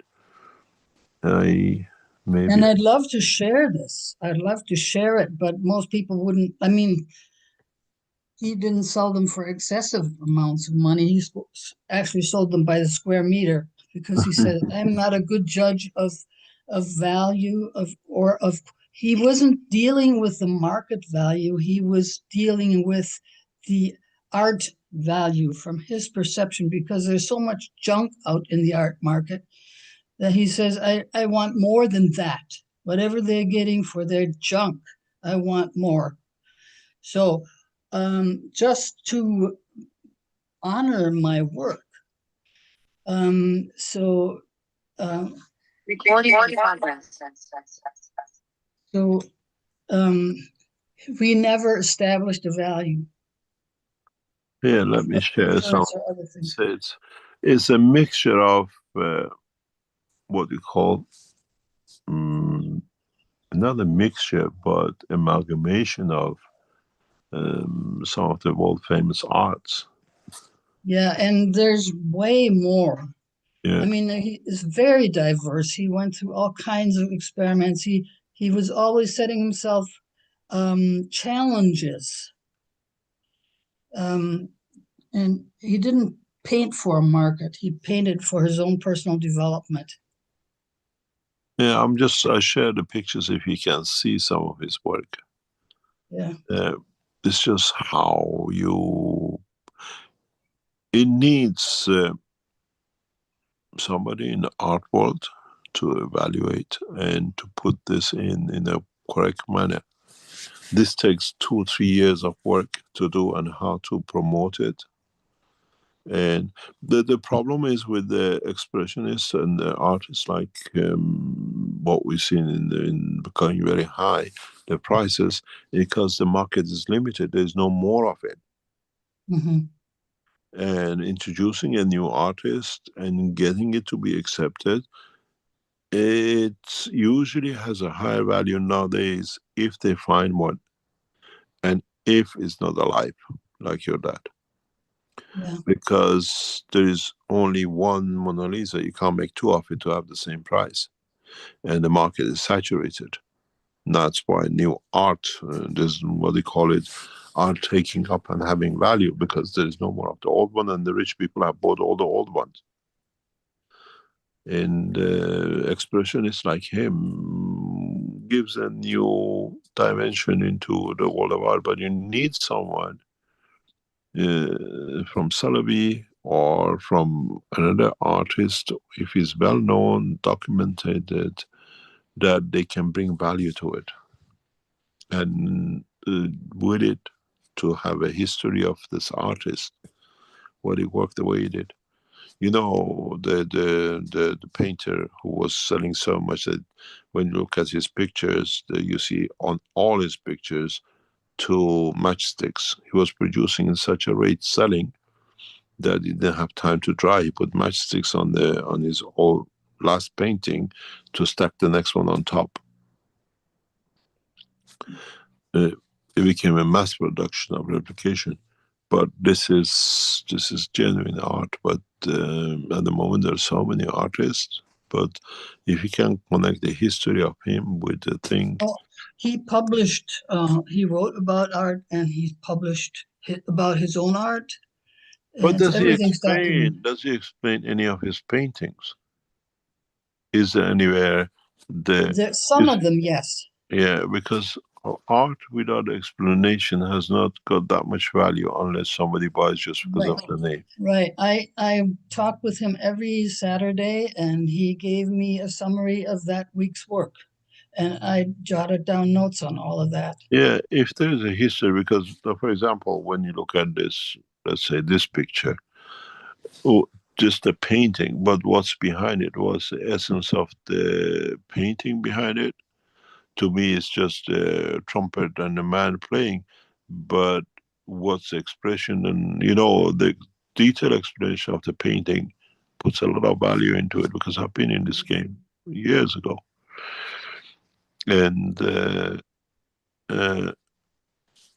anybody who would like to buy the paintings, we can put them all on the website, and we can get other painters to replicate it, to copy it. It can be done. But what people offer for it, some of these, I looked at one of them, I think worth a lot of money. One of the paintings he can send me, I think this one, the one on the top, from what I understand, going to the impression of the face and the body is, if there is explanation with it, has a value. Okay. But I don't have that expertise. I can see there's a picture behind the picture. If you look, there's so many of them. Oh, there's. Yeah, I can see the picture behind the picture there. Yeah.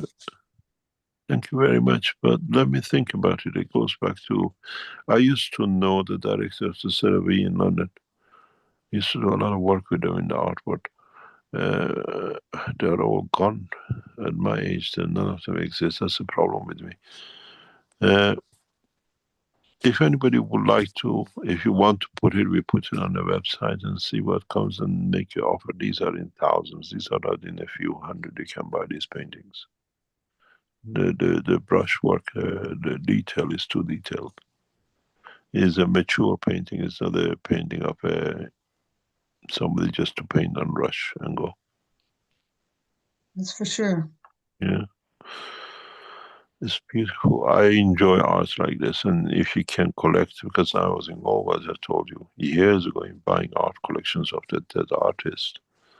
You buy it for $1 million or $2 million, and it's worth in tens of millions if you know how to market it. Yeah, I was just wondering, once we start having houses come out of a box, how can we hang paintings? People don't appreciate this. People don't appreciate paintings like this. The painting like this, with the history of your father and the explanation of the paintings, has to go into art galleries and private collections. But you have to create a value for it. And don't forget, auction houses gets hundreds of these every year. Yeah, right. But if you need somebody to put detail into it, and I think, what's the size of this one, which is on the screen? Oh, that's probably 1 meter tall. Valued about $10,000, $15,000, $20,000 easily, if there's explanation with it. Mm-hmm. Thank you very much. Let me think about it. If knowledge seekers want to do anything with it, you're quite welcome. Get in touch with Keshe Foundation and then find the new design. Okay. Thank you very much. Thanks for all your support. Thank you. Any other question? Okay, thank you. Let me see here. We have Claudia with the hand up. Perhaps, I know we're getting on in time here, but if you still have the energy, we can carry on. Yeah, we carry on and we stop. Long question. Yeah. Hey, hello, Rick. Hello, Mr. Keshe. My question is related about the DNA that we were discussing yesterday, about the amino acids, and that phosphorus is the balance in our star formations. And I was listening about cosmic radiation. Is the cosmic radiation is the only way to change our DNA to become a peaceful man? That's my question. The DNA is the reflection of the work of the RNA, or what we call the solar physicality.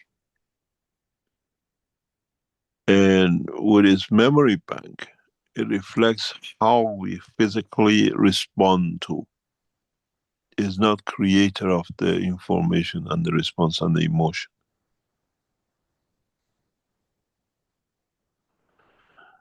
And to make a peaceful man, you have to change the soul of physicality.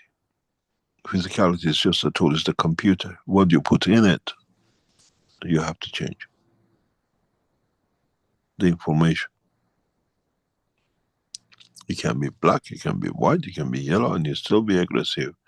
You can be black, yellow, and green, and you still be lovable. And it's how we carry that point, how we transfer that point. Is it in DNA or is it in emotion? or do we change the soul of physicality? One of my children had a habit of, when he played with children, goes and cuddle the child and kisses it and say goodbye. That was a habit. And this is still the habit, because physically I enjoy it. Now I show you my emotion. That's what counts, and that's what we have to understand. Physicality is outside, but the emotion or information sits in RNA. And this needs to be changed. Body is just reflection of what is in the emotion.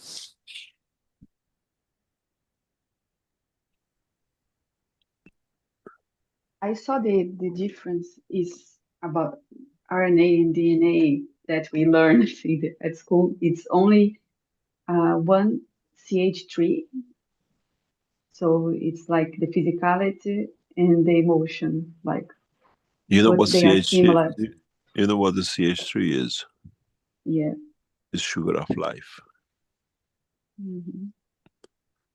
And it carries both universal connection, which is a carbon, and what you call the matter state to the universe energy.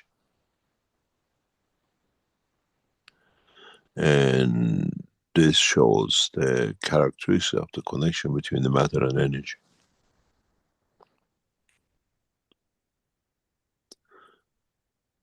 And science has not understood this part yet. So if I change the emotion, I change the DNA, and I Yes, change of the phosphor, course, of course. or the phosphor is the Yes. whole nerve. You look at these people who have different color skin, mixture of black, what do you call it, white and brown skin patches. Scientifically, you can change the whole skin to black or white if you decide to do, just by emotion.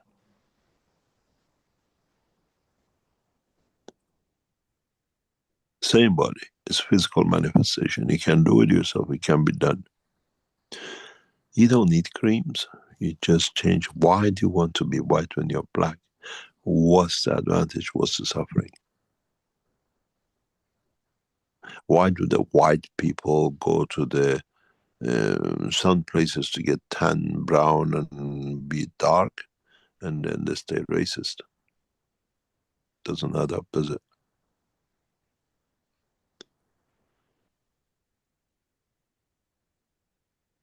It's the physical interaction or the emotional interaction. Man became white because of the emotion in interaction with the environment. And then he goes and gets suntan, goes and stays under the sun to go to sunbeds, to go brown, and then comes out and is racist. Why? Because the information is missing, the emotion is missing.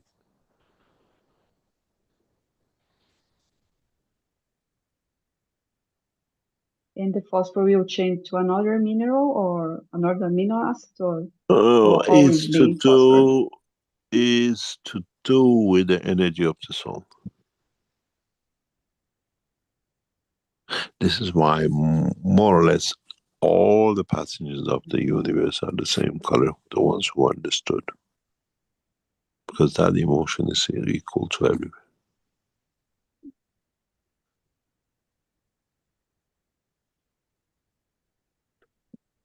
We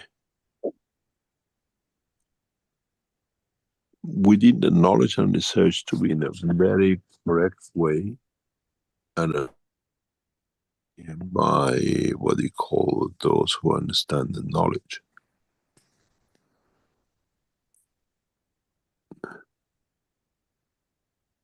And it needs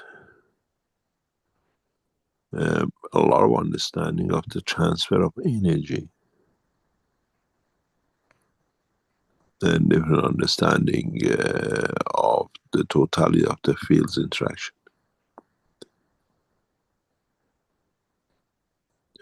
We have to understand the difference between the matter and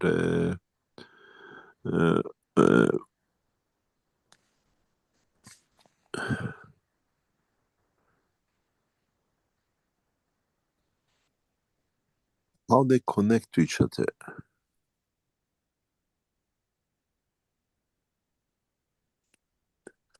How we have to find a common ground when you say the DNA and RNA connected with CH3. The carbon connection connects it to the physicality of the what you call the amino acid. The hydrogen of it connects it to the universal energy.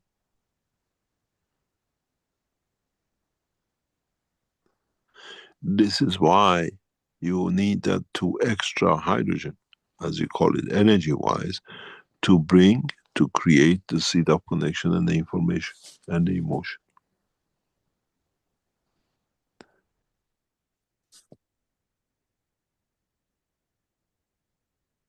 In the future, as we develop these technologies, we go further with understanding of this connection. I used to use this knowledge quite extensively when we used to produce units in Belgium years ago. If you understand how to use this connection, you can change a lot of things, from emotion to physicality to the school of thoughts. You can change the emotion of a person.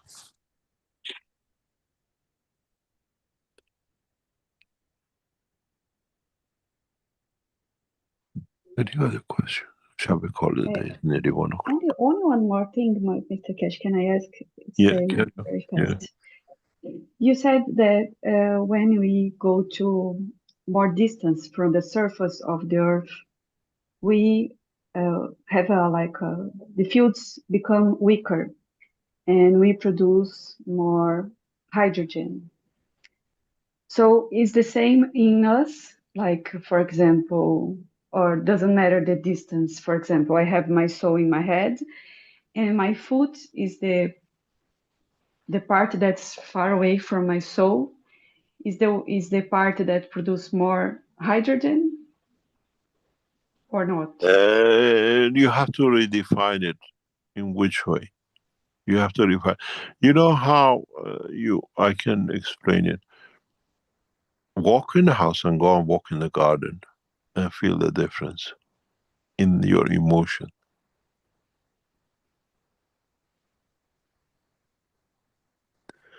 Then you understand the emotion of insecurity. You understand the information about the energy. You understand about the emotion of the trust. You want to see a character of a person in emotion and response. Get them to walk on gravels, not on the grass, not on the pavement. You see the reaction, how they walk on gravels, on piece of stone, because it's the energy absorbed from the ground, changes the blood circulation, goes to the brain, and creates a reaction of emotion. Do they run on it without a fear? Are they tiptoeing? It gives you a full emotion about the person's behavior, trust in themselves. Because there's nobody else there, it's just them, energy of the planet, reaction of the soul of physicality and the soul of the man. It's a beautiful experience. You want to see how mature your child is, get them to walk on gravels. Small and big pieces, not the soft gravels. And see how they run, how they react. And then you can assess the state of the emotion of the person. How they develop, how much trust they have in themselves, how they convert the energy of information in the soul into physicality. What do they feel inside? Ask them. You can do the same with children, especially. Give them a mixture of fruit. which has got a rough and a smooth, and it's got different texture in it. Their reaction tells you the state of the maturity of the child. Because it's them directly with their own emotion. There's nobody else involved, and it's the response between the physicality, what it touches, soul of physicality, the emotions created, and how they connect with the soul, with the others. Watch them. Do they look up to you, open their eyes, and they give you a sign of ew, or do they sign of pleasure? And you give it to the child next and see how they react. Maturity of a child can be seen by feeding a child. You see the state of development in trusting themselves, and maturity in converting information.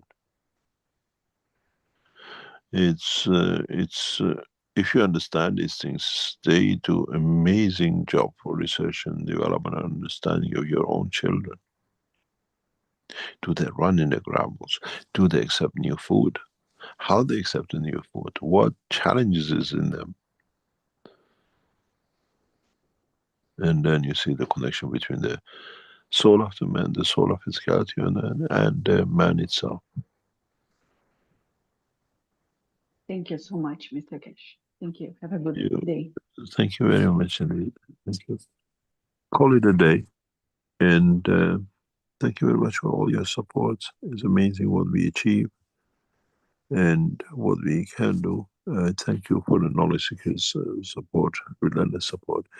As we received an offer for 1 million shares, if we can get another 4 or 5 million shares that we can get things through, we give you shares back out of our own assets, not from the Keshe Foundation, what they call it, mark rate.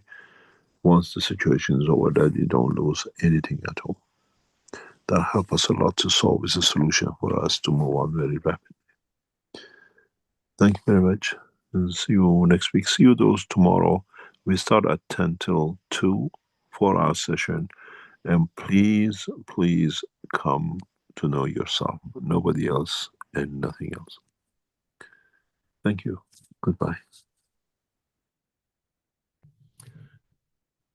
Great. Thank you, Mr. Keshe. Thank you.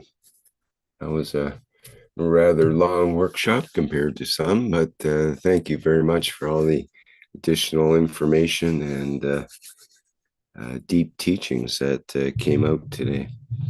This has been the 596 Knowledge Seekers Workshop here on Thursday, June 26, 2025.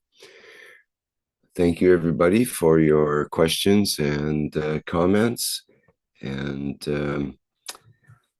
let me see, I have to check my calendar for the next public teaching workshop, which will be our One Planet, One Nation, One Race for Justice and World Peace. And we will be into July by then. July 1st, on Tuesday, July 1st, starting at 4 p.m. Central European Time. We'll be with members of and support members of the Universal Council, who will be presenting the show, and members of the public are invited to attend. Okay, thank you again, everyone, for being here. We'll go out with our usual musical interlude here, and we'll see you in their next public teaching.